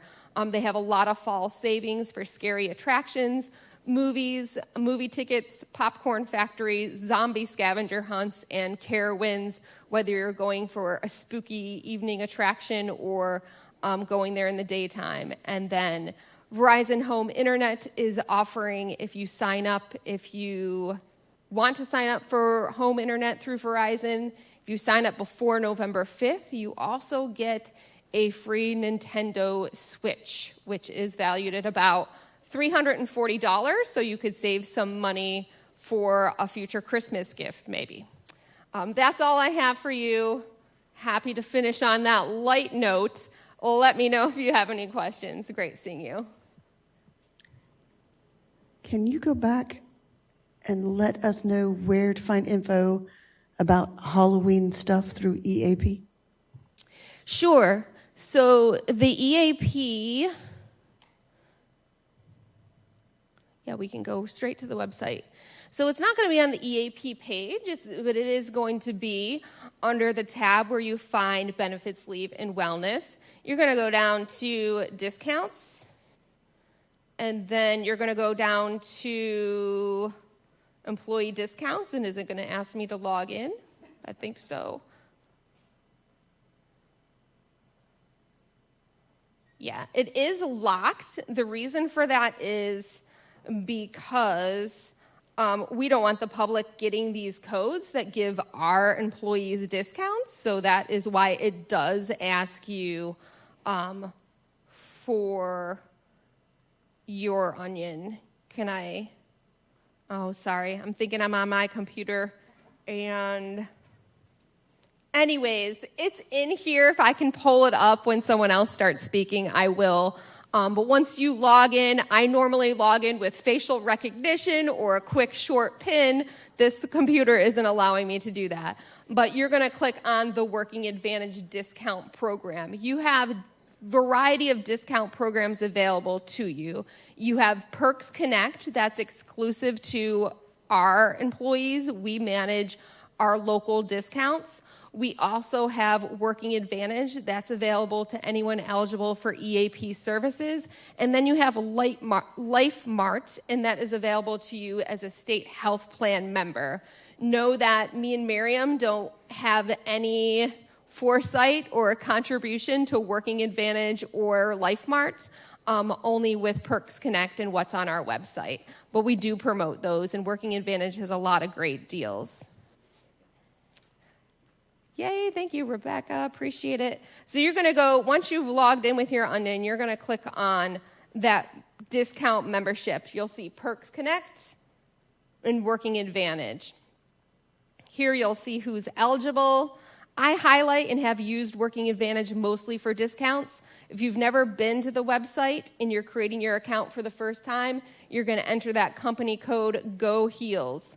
But all the links will be in the newsletter that jumps you directly to the discounts I was talking about. But Working Advantage looks like this. So once you're logged in, you'll enter in your work email, you'll sign in, and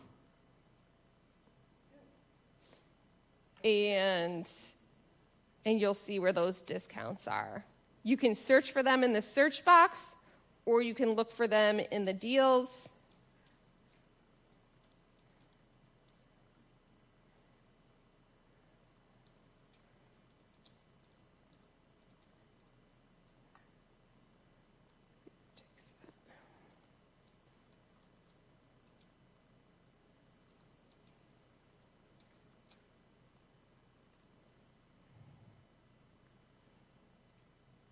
And so these are all the different tabs. The movie theater ticket tab is one that I have used, works seamlessly. It does make things a little bit more, you're taking 2 steps, you're getting your voucher off of here, and then you're going to the theater, or you're using Fandango or what other site to use your voucher. But it does save you some dollars if you're a frequent moviegoer, and they even have some great packages for popcorn and sodas and all of that. So know that you can save money that way. And then our fall essentials are here. And then you can also browse cities here. So you can look to see what's local to the area here. Zombie scavenger hunt, and then Carowin deals are great here too. So that is where you'd find that. So I do encourage you to sign up for the Working Advantage discounts. You can also access it if you do have the EAP mobile app, Guidance Resources, you can access it through that app as well. So just to make sure everybody here in person knows this very important information that the folks in the chat are discussing, they are clarifying that it is the switch, not the switch 2 for the Verizon home internet. I just want everyone to know that. So that conversation was ongoing. Is there any way to find out if the North Carolina by train discount applies to the Carolina Panthers train? I'm not familiar that is a separate train. So they do have blackout dates. And I don't know, I wouldn't think that all the Panthers game would be blacked out, but that's something I'll have to look into and get back to you on. Thank you. Annetta? Thank you for the presentation. You mentioned earlier a 50% discount on some services. Were you referring to this site here, or was there a specific service? So 50% off of Carowinds all-day admission and haunted attractions through November 2nd. And maybe you also get 50% off of NC Courage soccer games, both men and women's soccer games, through the end of the season, which ends in early November.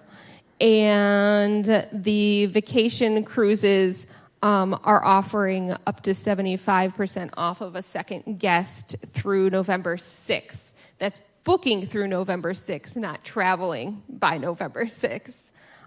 So I can show you that the internet, Home Verizon, they did not throw a number on the end of that. So I think it is the original switch, but that information is on this site here. That is the value there. Well, just so that you know, Keith says it's not. If it's not the original Nintendo NES, then I don't want it. I want the NES complete with the running pad and the gun for Duck Hunt. So just so you know what to ask for next time. I love that. Yes, I hear you, Keith. And then all of our other topics are in here. So some of the things that I mentioned, arts and entertainment and hobby, that's where you're going to find the soccer tickets, Carolina Football Club,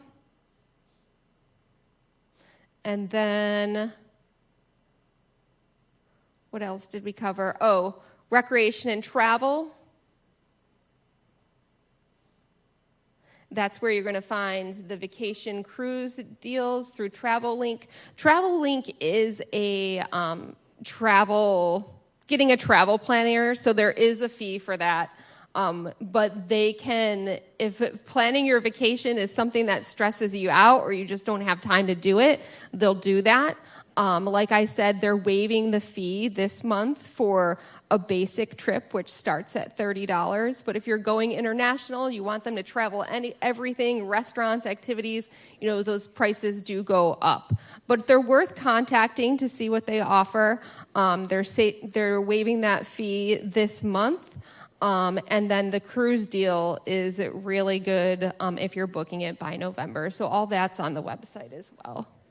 And then again, all these links are going to be if you're looking to stay on top of what's available to you. At the very end of the Work Well newsletter, you'll find all the deals that I talk about every month with the direct links to the information. Thank you. Now I just need to find time to take vacation. Any questions online?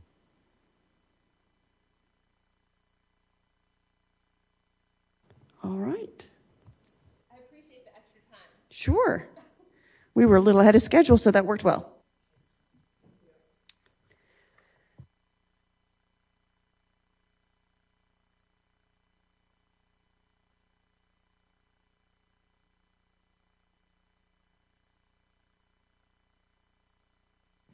All right, so we're going to move on to our next agenda item, which is a little bit more information regarding where the employee forum is in relation to Service First.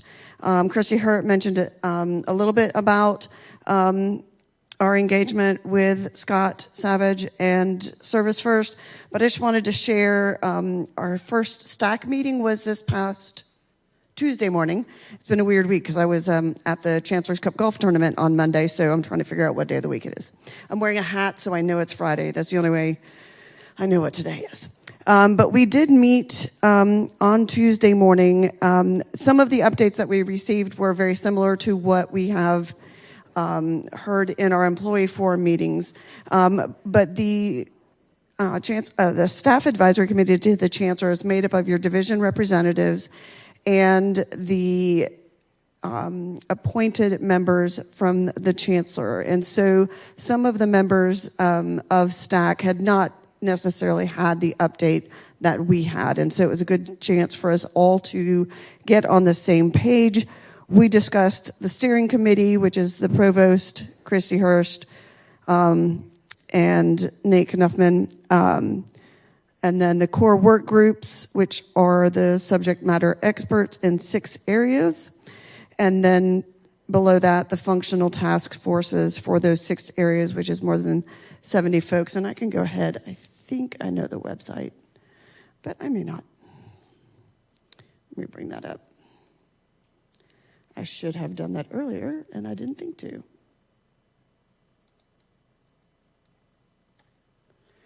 There we go. So anybody online or here in the room, if they wanted to look at information about Service First, can find the information as they update it on servicefirst.unc.edu. In terms of the groups that we were discussing, let me see if I can find that. There we go. So this was the formulation of the different work groups and the 6 functional task forces. If you want to find out who the members are in these functional task forces, you are welcome to take a look at that. Academic operations is only under consideration at this point, so there is not a list of members there. And then the Dean's Committee. And so we got a little bit of information about the core work groups that are getting ready to meet to discuss whether or not the academic operations would be a good fit for Service First. So we don't have an answer on that yet, but hope to have that a little bit later. What I am hoping and I am advocating for as chair is to make sure that the core work groups and or the functional task forces come to STAC to present to us what their proposals are regarding any redesign, so that we have a chance as STAC to provide some additional feedback from folks that are perhaps outside of the individuals who are boots on the ground or directors in that area and are on the functional task forces, to make sure that there are, that we have the opportunity to catch potentially unintended consequences of any changes.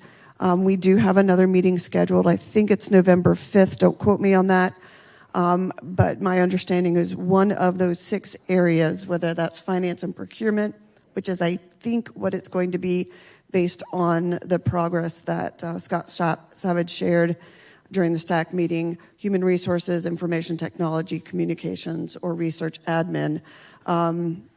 We think it's going to be the finance and procurement. So my ask has been that information be shared with STAC at least a few days before that meeting so we can review what the proposals are in terms of things that would remain within the different units, things that would be moved more into a consolidated services model, and then come before us, explain how they reached that decision, the information that they had gathered, who they met with, and then that would give us an opportunity to provide feedback, ask questions, and then be more able to answer the questions that our constituents may have.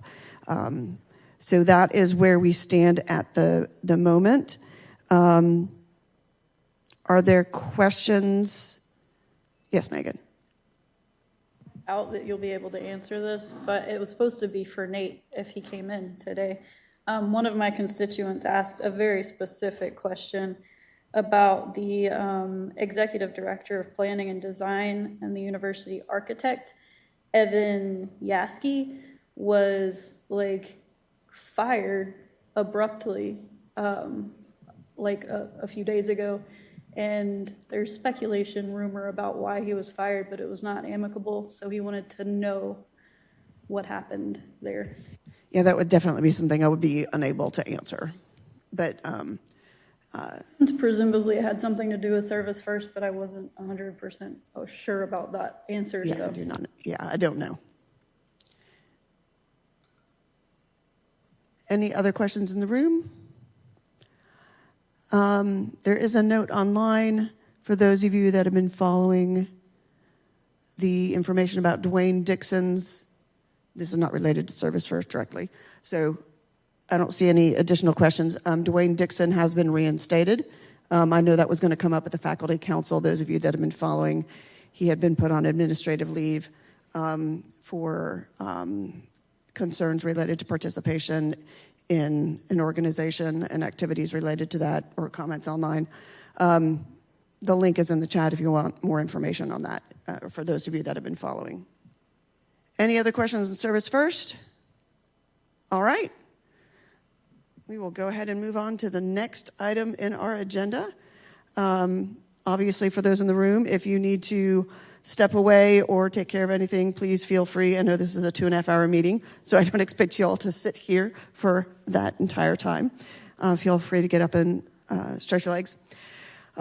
Next, we will move on to the consent agenda, which includes approval of the August and September meeting minutes, forum committee updates. Are there any items that folks wish to pull out of the consent agenda? Thank you both for joining us. Rebecca, could you scroll the agenda up a little bit? So this would be forum committee updates, university committee updates. I did pull out the Chancellor's Cup golf tournament and committee assignments from the consent agenda. Before I make a motion, I did have a question. So sure. My update from the tuition and fees committees, at the time, I think I probably indicated that fall meetings were pending the schedule. Okay, we can pull yours out. We'll pull your I have the update out. dates. Yeah, we can pull that update out. Any other committees folks wish to pull out of the... I see none online. So we'll pull the tuition and fees committee update, or tuition and fee advisory task force and student fee advisory subcommittee out of the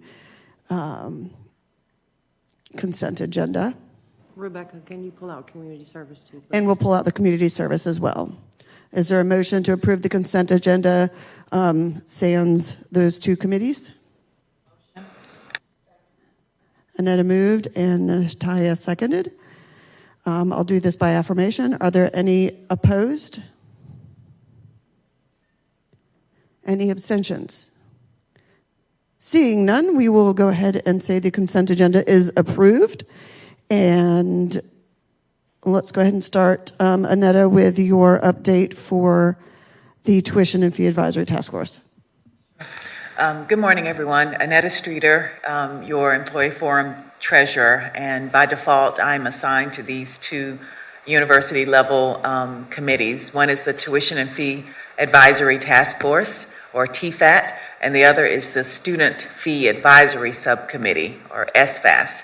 And they typically do not meet during the summer, but I do have meeting dates for both of them. The Student Fee Advisory Subcommittee is meeting on Monday, October the 13th at 9:30. These are in-person meetings over at the Student Union.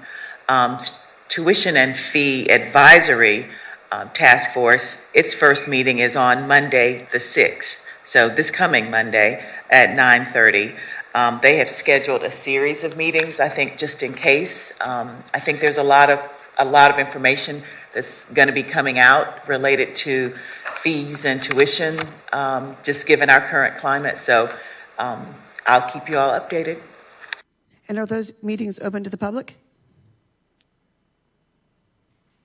Yes, I believe so. Okay, thank you. And Community Service Committee. I'm Teresa Silsby. I'm co-chair of the Community Service Committee. I just wanted to mention that we are in conversation with Carolina Cupboard. We actually have a meeting with them on Monday regarding our food insecurity initiatives for the Community Service Committee.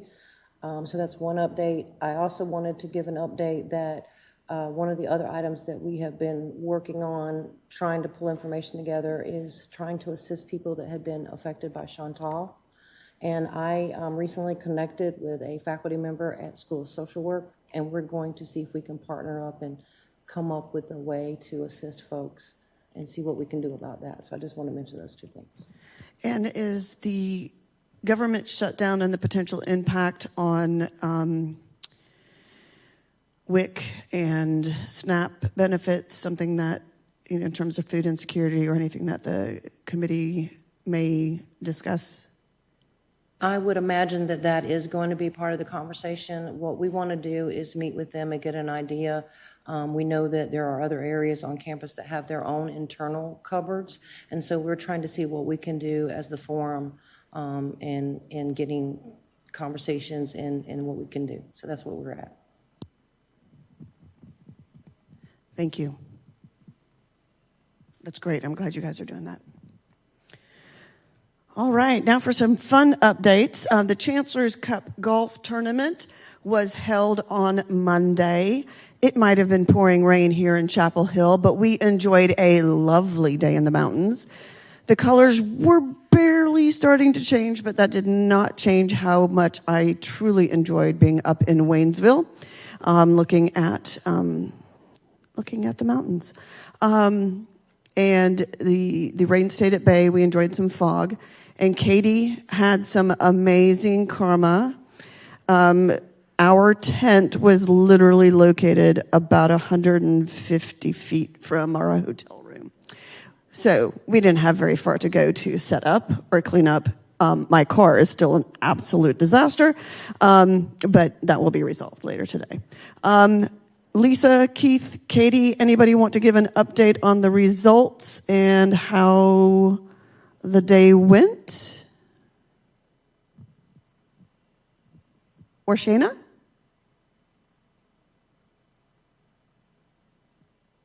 Bueller? Anyone? Katie? If Lisa's not on, go ahead, Keith. No, I was just going to jump in. We don't have final numbers yet. They're never ready until like maybe a month or so out after all the bills are paid and everything. I will say UNC Wilmington won. Their team shot a 52. I don't know how realistic that is. But I gave our team permission to cheat as much as they needed to win this thing, but them being the honest people that they are, apparently they did not do that. But as soon as final numbers, since Lisa's not on, I don't think anymore. As soon as we have final numbers of what was actually raised for the scholarship, we will get back to you with that. I'm still here. Sorry, guys. I was on the phone. Oh, no worries. Well, then here's Lisa. She was the director, so. The golf tournament went amazing. We had a great time. We are finalizing numbers right now due to credits and such still coming in from the tournament, as well as additional donations. We will be choosing a venue for next year in the next couple of months, so stay tuned for that. And yeah, I encourage anybody who was not there this year and is interested in helping out. It is a very fun time and very rewarding. So, and thank you to everybody who did contribute and help us make our event what it was. Lisa, can I ask you a question? Sure. How do you get onto the committee? So there really is no committee per se, but if you are interested, once we start our planning for next year, shoot me an email and I will definitely reach out to you for assistance. I definitely will. I was asked to join the ECU team, and I said, that would not look good. So I said, no. That would definitely not look good. That would definitely not look good. No. So I want to, put my hard work into it, help everyone out. I'm a golfer. I think I would really enjoy doing that and helping out. If I may. Now, of course. there is usually a committee. Charlie and Arlene have done it for the past 2 years, and they've been amazing. That meets with Finley to talk about the possibility of hosting the event, because what typically happens, and I don't know, Lisa may be changing things this year, but it's usually each school is asked if they wanted to host, to put together somewhat of a prospectus or RFP and submit it to the incoming director, and the body of the staff assembly looks at those and votes on which venue seems to be the best to host. So if Chapel Hill wants to host, there needs to be a couple of people that do that part of it. Okay. Whatever I can do, I'll help out. And yes, Keith, that is how it. we're doing it this year, because there were about 4 schools interested, or at least verbalizing they were interested for next year. So we will see. That's great. Okay. Well, Yeah. great, because I ain't doing it. Teresa? I was just curious, were there any hole-in-ones? There were not any hole-in-ones. There was a closest to the pin. I will say that Nate Knuffman was closest to the pin, because Kitty and I, in addition to having lovely karma for being at hole number 8, where we were visited by lots of geese, but that's okay. We had a perfect view of hole number 7, where the hole-in-one competition was going on. So Nate, until the very last team came through, had the closest to the pin. I will turn it to Lisa for who actually won. It was literally the last golfer that hit closest to the pin, and I would say he was only like 4 or 5 yards away. He was so close to it, and it was a member from the Scenic team. But it did get some screams when he hit his shot, so it was pretty close. Yes, it did. All right, thank you. So committee assignments. I had intended. Did you have anything else, Lisa? Nope, that's it. Okay, thanks. I don't think there was anything online other than Charlie is amazing. Yes, I agree. So committee assignments, I had intended to have everything done before the meeting today. However, I had a bit of a family emergency. Thinking of Mental Health Awareness Month. It is a difficult time to be a teenager. Please take care of your children. Pay attention to them. Because sometimes they don't use words to tell you things. So anyhow, I do not have that quite ready, but I am working on that this weekend. I know a couple of you have been asking if you are going to be on one of the university committees. Yes, likely you are if you requested it. I am going through the list. I was working on that before the meeting, and we'll work on that today as well. You should get an email from me over the weekend regarding your results. If you have not filled out that committee assignment survey, please do so, just so we can record your primary committee and make sure that you get the information about when those committees meet. So my apologies that it is October 3rd, and I do not have that to you, but I'm working on it. All right. New business. First thing that we have, I don't know why I click on that, I have it open, is a proclamation, a little tardy, but this is Proclamation 2503 concerning International Housekeepers Week. Katie, I don't think I need, or Mercedes, I don't think I need anything to read this the first time through, do I? Do I need a motion? Or just a vote on it? I'm trying to remember. I think just to vote on it. I don't think you need anything to just read it. Okay, perfect. Thank you. All right, so Proclamation of the Employee Forum, September 24th, 2025. We'll update that to today. Whatever today is. October 3rd. Well, I can't spell, but we'll fix that. All right.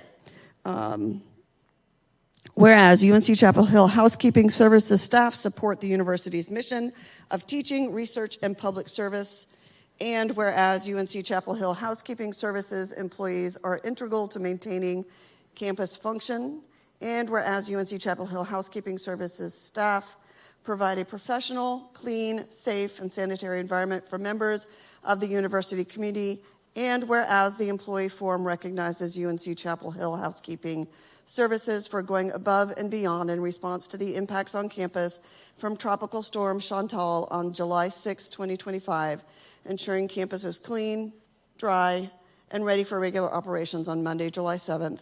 And whereas September 14 to 20, 2025 is recognized as International Housekeepers Week, and whereas UNC Chapel Hill is recognizing this occasion on Friday, September 19th, therefore be it proclaimed that the Employee Forum recognizes the invaluable contribution of housekeeping services staff and wishes to extend its appreciation for their continued efforts. Signed by me, Employee Forum Chair.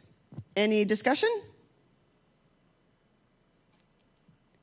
I will say that I had the opportunity, I know I told the executive committee this, on Friday, September 19th, I had the opportunity to attend the housekeeping awareness celebrations at the Friday Center this year, which is a really nice venue, not least of which was that the housekeeping folks did not have to clean up their own event. So that was quite nice. And several of the housekeepers mentioned that to me. But I was there for a 5 o'clock breakfast for our third shift housekeepers as they were leaving. And Joe was, not Joe. Yeah, Joe, sorry. brain. Joe was there as well, and so I got to speak with the housekeepers for breakfast. The first shift folks came in for lunch at 11, and then the second shift housekeepers had dinner at 6, I believe, before they started their shift, or as they were starting their shift. So it was a really great chance to meet the housekeepers. I even had the opportunity on Tuesday to see the second shift folks at the community garden, where I was dressed like this, clipping Chinese celery. I did not go to the garden properly attired, but I also got to hang out with the housekeepers during the distribution, and that was a lot of fun. So that's my discussion. Any other discussion or a motion to approve?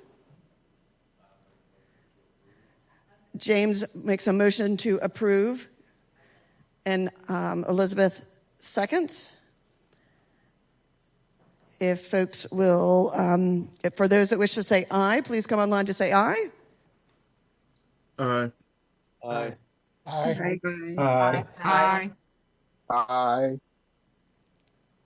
Any opposed? Any abstentions? Seeing none, this proclamation has been approved and will be sent to the Chancellor, and then also distributed to folks in housekeeping. I did read a draft of this, or shared at least those sentiments while I was there. All right. Next is the Resolution 2505, Employee Forum Representation and Service First Focus Groups. And I do believe I have that one up. And I believe there's somebody that was going to do the first reading of this. Are you online? Not sure if you're still online or not. Were you talking to me, Rebecca? Am I supposed to I read it? think you were the Personnel Committee, right? Correct. Yeah. Yes, I Okay. believe. I'm happy reading it. Yeah. Yeah, if let you me- would, that'd be fabulous. Okay, hang on. Let me pull it over on my screen just so I can see what I'm reading. Sure, and I'll scroll through as you. Yeah.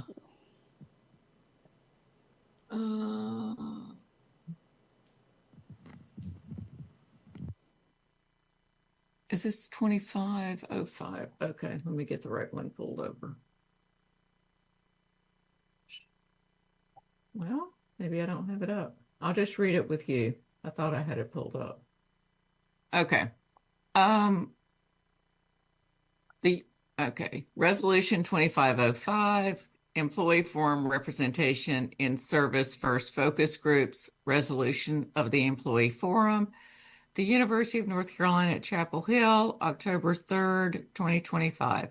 Whereas the Employee Forum at the University of North Carolina, Chapel Hill, UNC Chapel Hill, or University, was created to advocate for and constructively address the challenges, needs, and opportunities of the UNC Chapel Hill employees, and seeks to continually improve the quality of life at UNC Chapel Hill for its staff, students, and faculty. And whereas the UNC Chapel Hill Employee Forum is in a unique position to learn about, often through direct experience, both unique and widespread challenges staff and Carolina community members face, and are well positioned to bring these issues to leadership. And whereas the Service First initiative represents a significant effort to enhance administrative operations, service quality, and workforce planning across UNC Chapel Hill.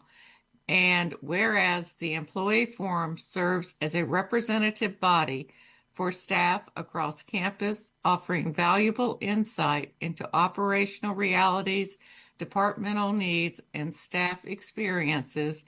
And whereas the Employee Forum has not been formally included in the Service First focus groups, task forces, or governance structures guiding this initiative. And whereas Employee Forum members bring practical knowledge of service delivery across diverse departments, experience spanning a wide range of units and seniority levels, a commitment to operational effectiveness, staff well-being, and transparent communication, a unique perspective that can help ensure service-first solutions are grounded in real-world application, increasing the likelihood of successful implementation and long-term sustainability.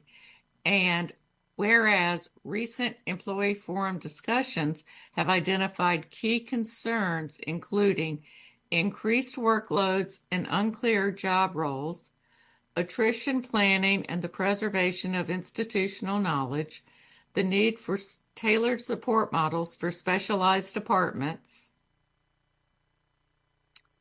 the importance of remote hybrid flexibility, investment in tools and staff encouragement.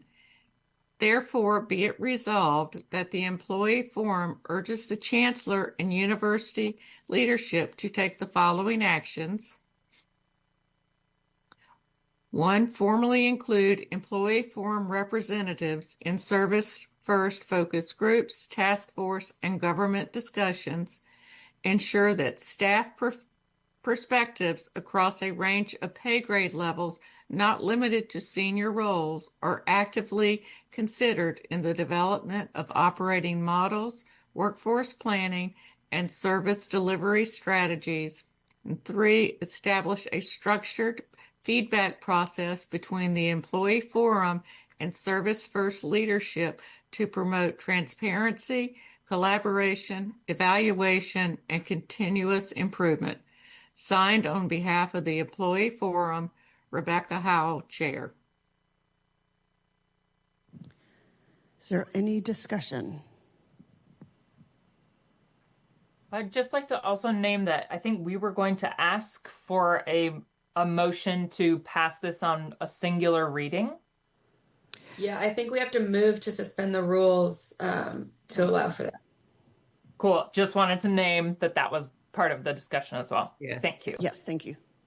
So any initial discussion?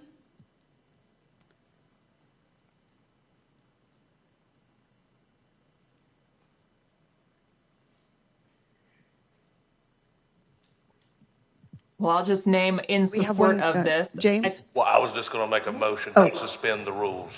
There has been a motion made by James Tamey to suspend the rules. Seconded. Second by Natasha and a few others. Any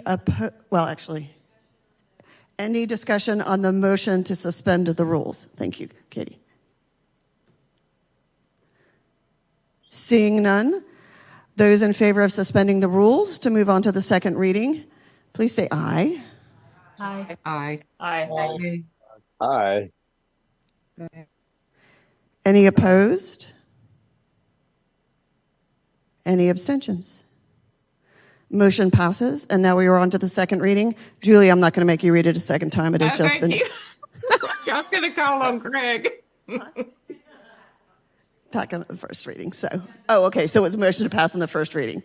So is there a motion to pass or to vote on said? I see a hand. I motion. So Elizabeth has moved to approve the resolution. I second.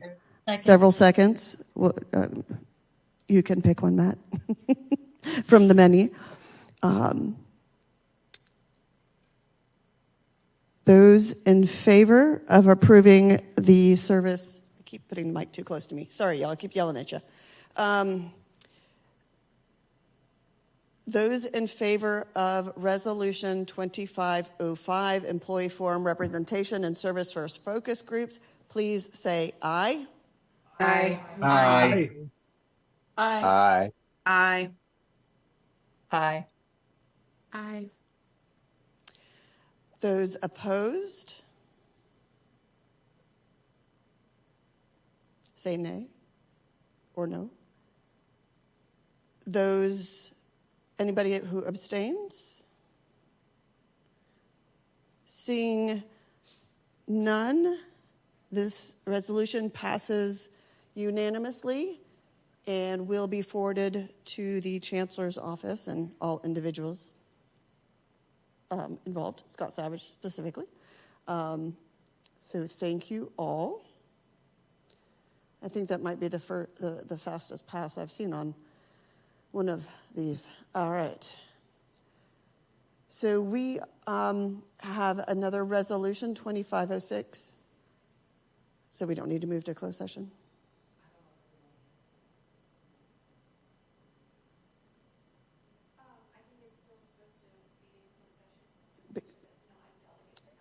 Non-delegate, okay, gotcha.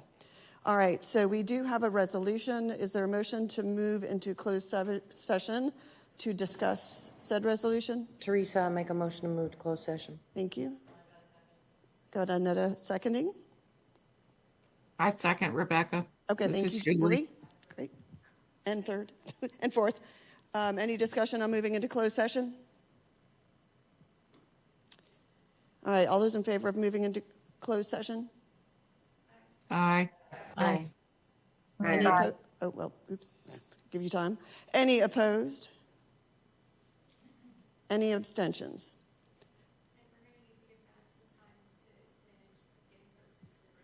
Yes. So those of you who are online, we will move you into a breakout room and move me into a breakout room too. Oh, look, I've got an invitation to move to a breakout room. And then folks who are in the main room, we will be back as soon as we're done with closed session. No, I'm at the main room online. Yeah, so like anybody that's waiting in the, yeah, they're going to stay in that room, right? Yeah. Okay. So we will be back to the main Zoom when we are done. So thanks for your patience.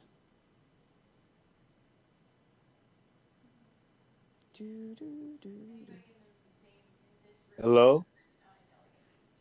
Right. Hi. Yes, so I have to excuse you. We'll go come get you when we are done. Nataya, if you will remember.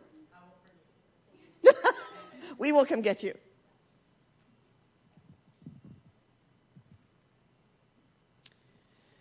All right. So this is our breakout room?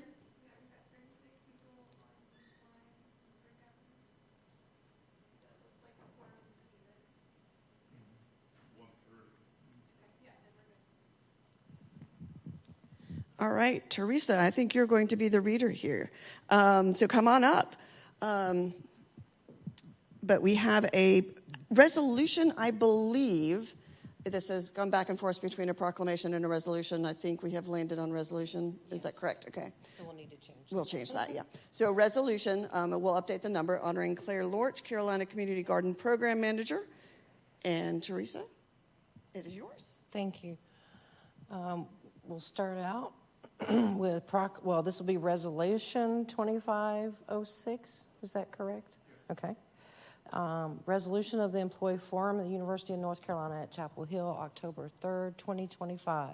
Whereas it's appropriate and fitting for the Employee Forum to recognize individuals who have distinguished themselves in service to the University of North Carolina at Chapel Hill community and to encourage similar achievement among the remainder of the community members, and whereas the accomplishments of an individual are combined with the courageous advocacy for underserved but significant population of the university to effect of providing supports and assuring access to the Carolina Community Garden across campus, true servant leadership deserves a fitting recognition. And whereas Claire Lorch, Carolina Community Garden Program Manager at UNC Chapel Hill from 2012 through 2025, served the university in an exemplary fashion. And whereas Claire expanded the role of a community garden to include education by working with classes like food, environment, and sustainability, and food politics, and the class numbers are there referenced,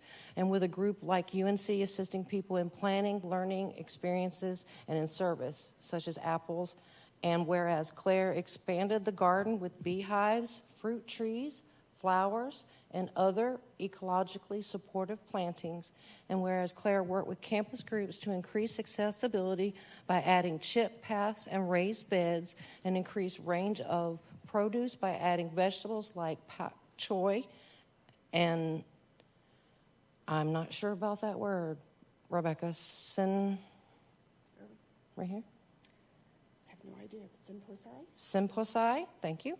In addition to collard greens and cucumbers to provide a taste of home for staff from Myanmar, and whereas Claire secured grants to fund solar-powered greenhouse and tool shed and other garden improvements, and whereas Claire recruited well-known chefs from the community to offer culturally appropriate cooking classes, and whereas Claire exhibited great leadership and dedication during the pandemic of 2020 when the garden was closed to volunteers. She and her assistant continued to work with the garden, harvesting and weeding to ensure that it remained viable, as well as worked with other campus areas to distribute the food to others in need, including UNC Health staff, while the distributions of university housekeepers were put on hold due to COVID. And whereas Claire was acknowledged for her work and dedication by 2 prestigious awards over the years, the Robert E. Bryan Public Service Award in 2011 and the Peer Recognition Professional Excellence Award in 2020. And whereas Claire has advanced the mission of the Carolina Community Garden by distributing thousands of pounds of produce each year to university housekeepers, cultivating plants of cultural significance for staff, engaging hundreds of students and student groups each year through the service learning opportunities, and fostering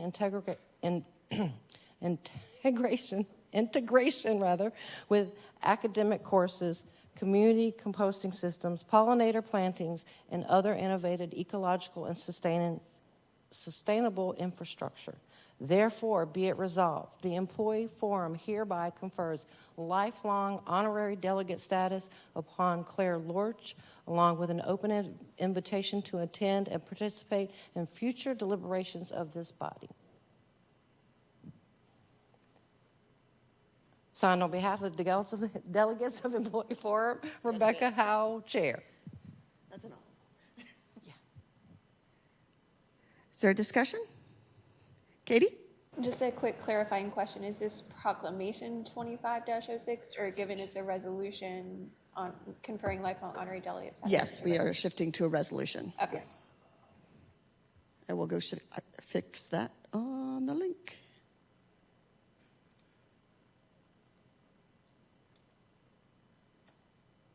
Hey, this is Jahan Zamino on the Zoom chat with a question. I was curious if we've done this before, since I'm new in the employee forum, and if there's a list online I can't hear of you. these lifelong members. Can you speak up just a bit? He asked if he's new to the forum. He asked if this is something that we've done in the past. We have bestowed lifelong delegation status to quite a few people in my 6 years of being on the forum.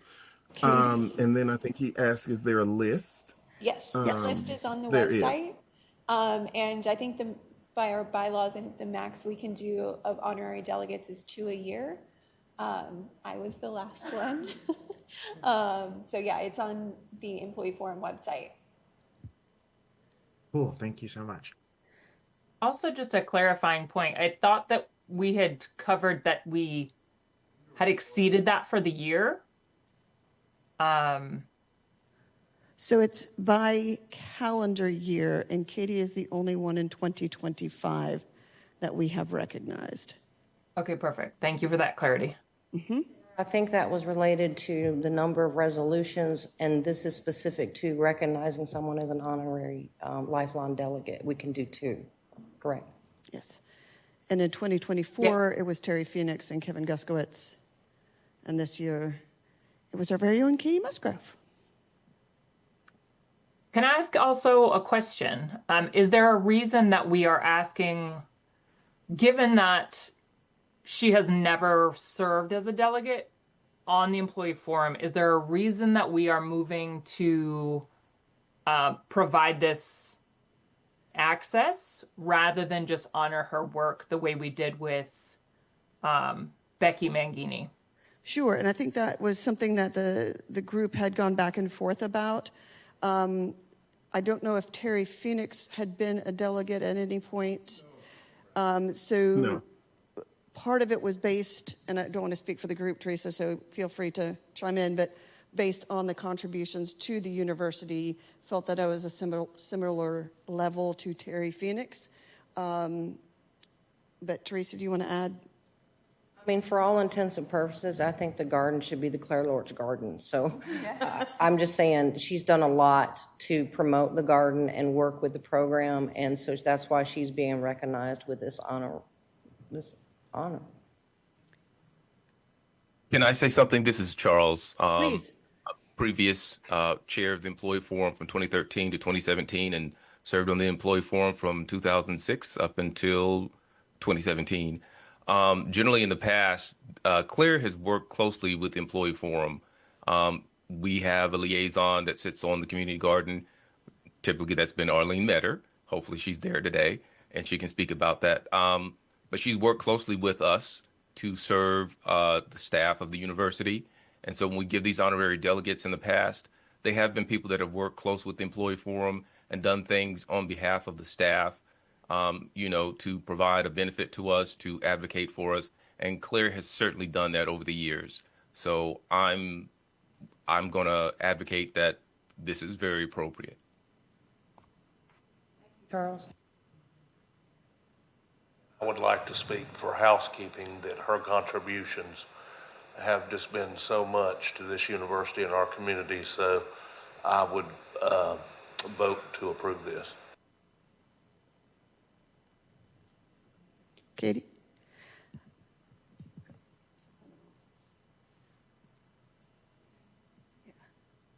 Any additional discussion or a motion to because she is retiring at the end of October, this is a time-sensitive resolution. So much like we did on the previous resolution, if we want to pass this today, we would need a motion to suspend the rules. I move to suspend the rules to pass this resolution on first reading. Natasha has made a motion. Second. James has seconded. Any discussion on the motion to suspend the rules? Gotta love Robert's rules. Seeing none, those who approve suspending the rules, please say aye. Aye. Aye. Aye. Aye. Aye. Those opposed say no. Those who abstain say I'm not sure. That passes unanimously. So we are now on, I guess, any additional discussion or a motion to pass the resolution? I move to pass resolution 25 whatever number that ends up being. Thank you. I second, and I want to express my appreciation to the team that wrote this. Yes, thank you guys very much. All right, so there has been a motion called to vote on said resolution. Anybody who would like to vote yes to provide Claire Lorch honorary lifelong employee forum membership, please say aye. Aye. Aye. Aye. Aye. Aye. Aye. Aye. Anyone opposed?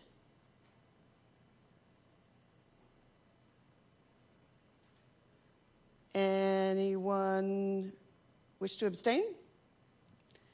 All right, seeing none, Claire Lorch has been approved to be a lifelong delegate. Sincere thanks to the team that put this together. And, pardon? Oh, yes, I guess we do. We will, should we do that? Can we announce this resolution? I'll make a motion. Session? In open session, okay. Motion to go back into open session. Motion to go back into open session. Natalia, will you go greet the press, please? A second? Annetta? Second. Any opposed going back into open session? Seeing none, we shall move back into open session.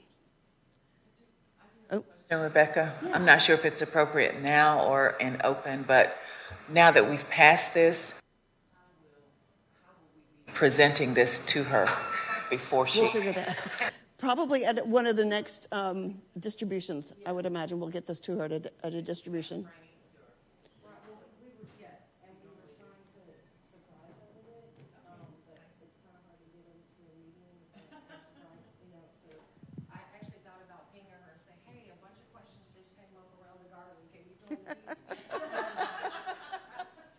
It might have been a little suspicious. Too bad it wasn't raining today, right? Whoops, I guess this one has to go. Leave breakout room. Recording in progress.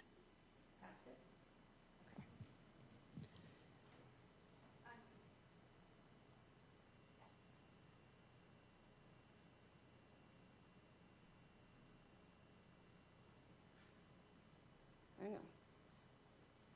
I don't know where everybody else is. There they are. Just wanted to make sure I could see everybody. So we are back out of closed session. We need this one up.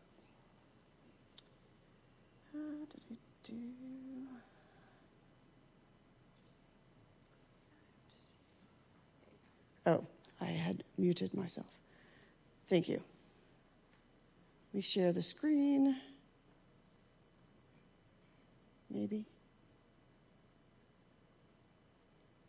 All right. So during closed session, we approved a resolution recognizing and honoring Claire Lorch, Carolina Community Garden Program Manager. Do I need to read the whole resolution? Probably would be a good idea. Since this was read in closed session, we'll go ahead and read this. Do you want me to do it, Teresa? Have a very clear, please read the resolution for me. All right, so we passed the following resolution honoring Claire Lorch, whereas it is appropriate and fitting for the employee forum to recognize individuals who have distinguished themselves in service to the University of North Carolina at Chapel Hill community and to encourage similar achievement among the remainder of the community's members. And whereas when the accomplishments of an individual are combined with the courageous advocacy for an underserved but significant population at the university to the effect of providing supports and assuring access to the Carolina Community Garden across campus, true servant leadership deserves a fitting recognition. And whereas Claire Lorch, Carolina Community Garden Program Manager at UNC Chapel Hill from 2012 through 2025, served at the university in an exemplary fashion.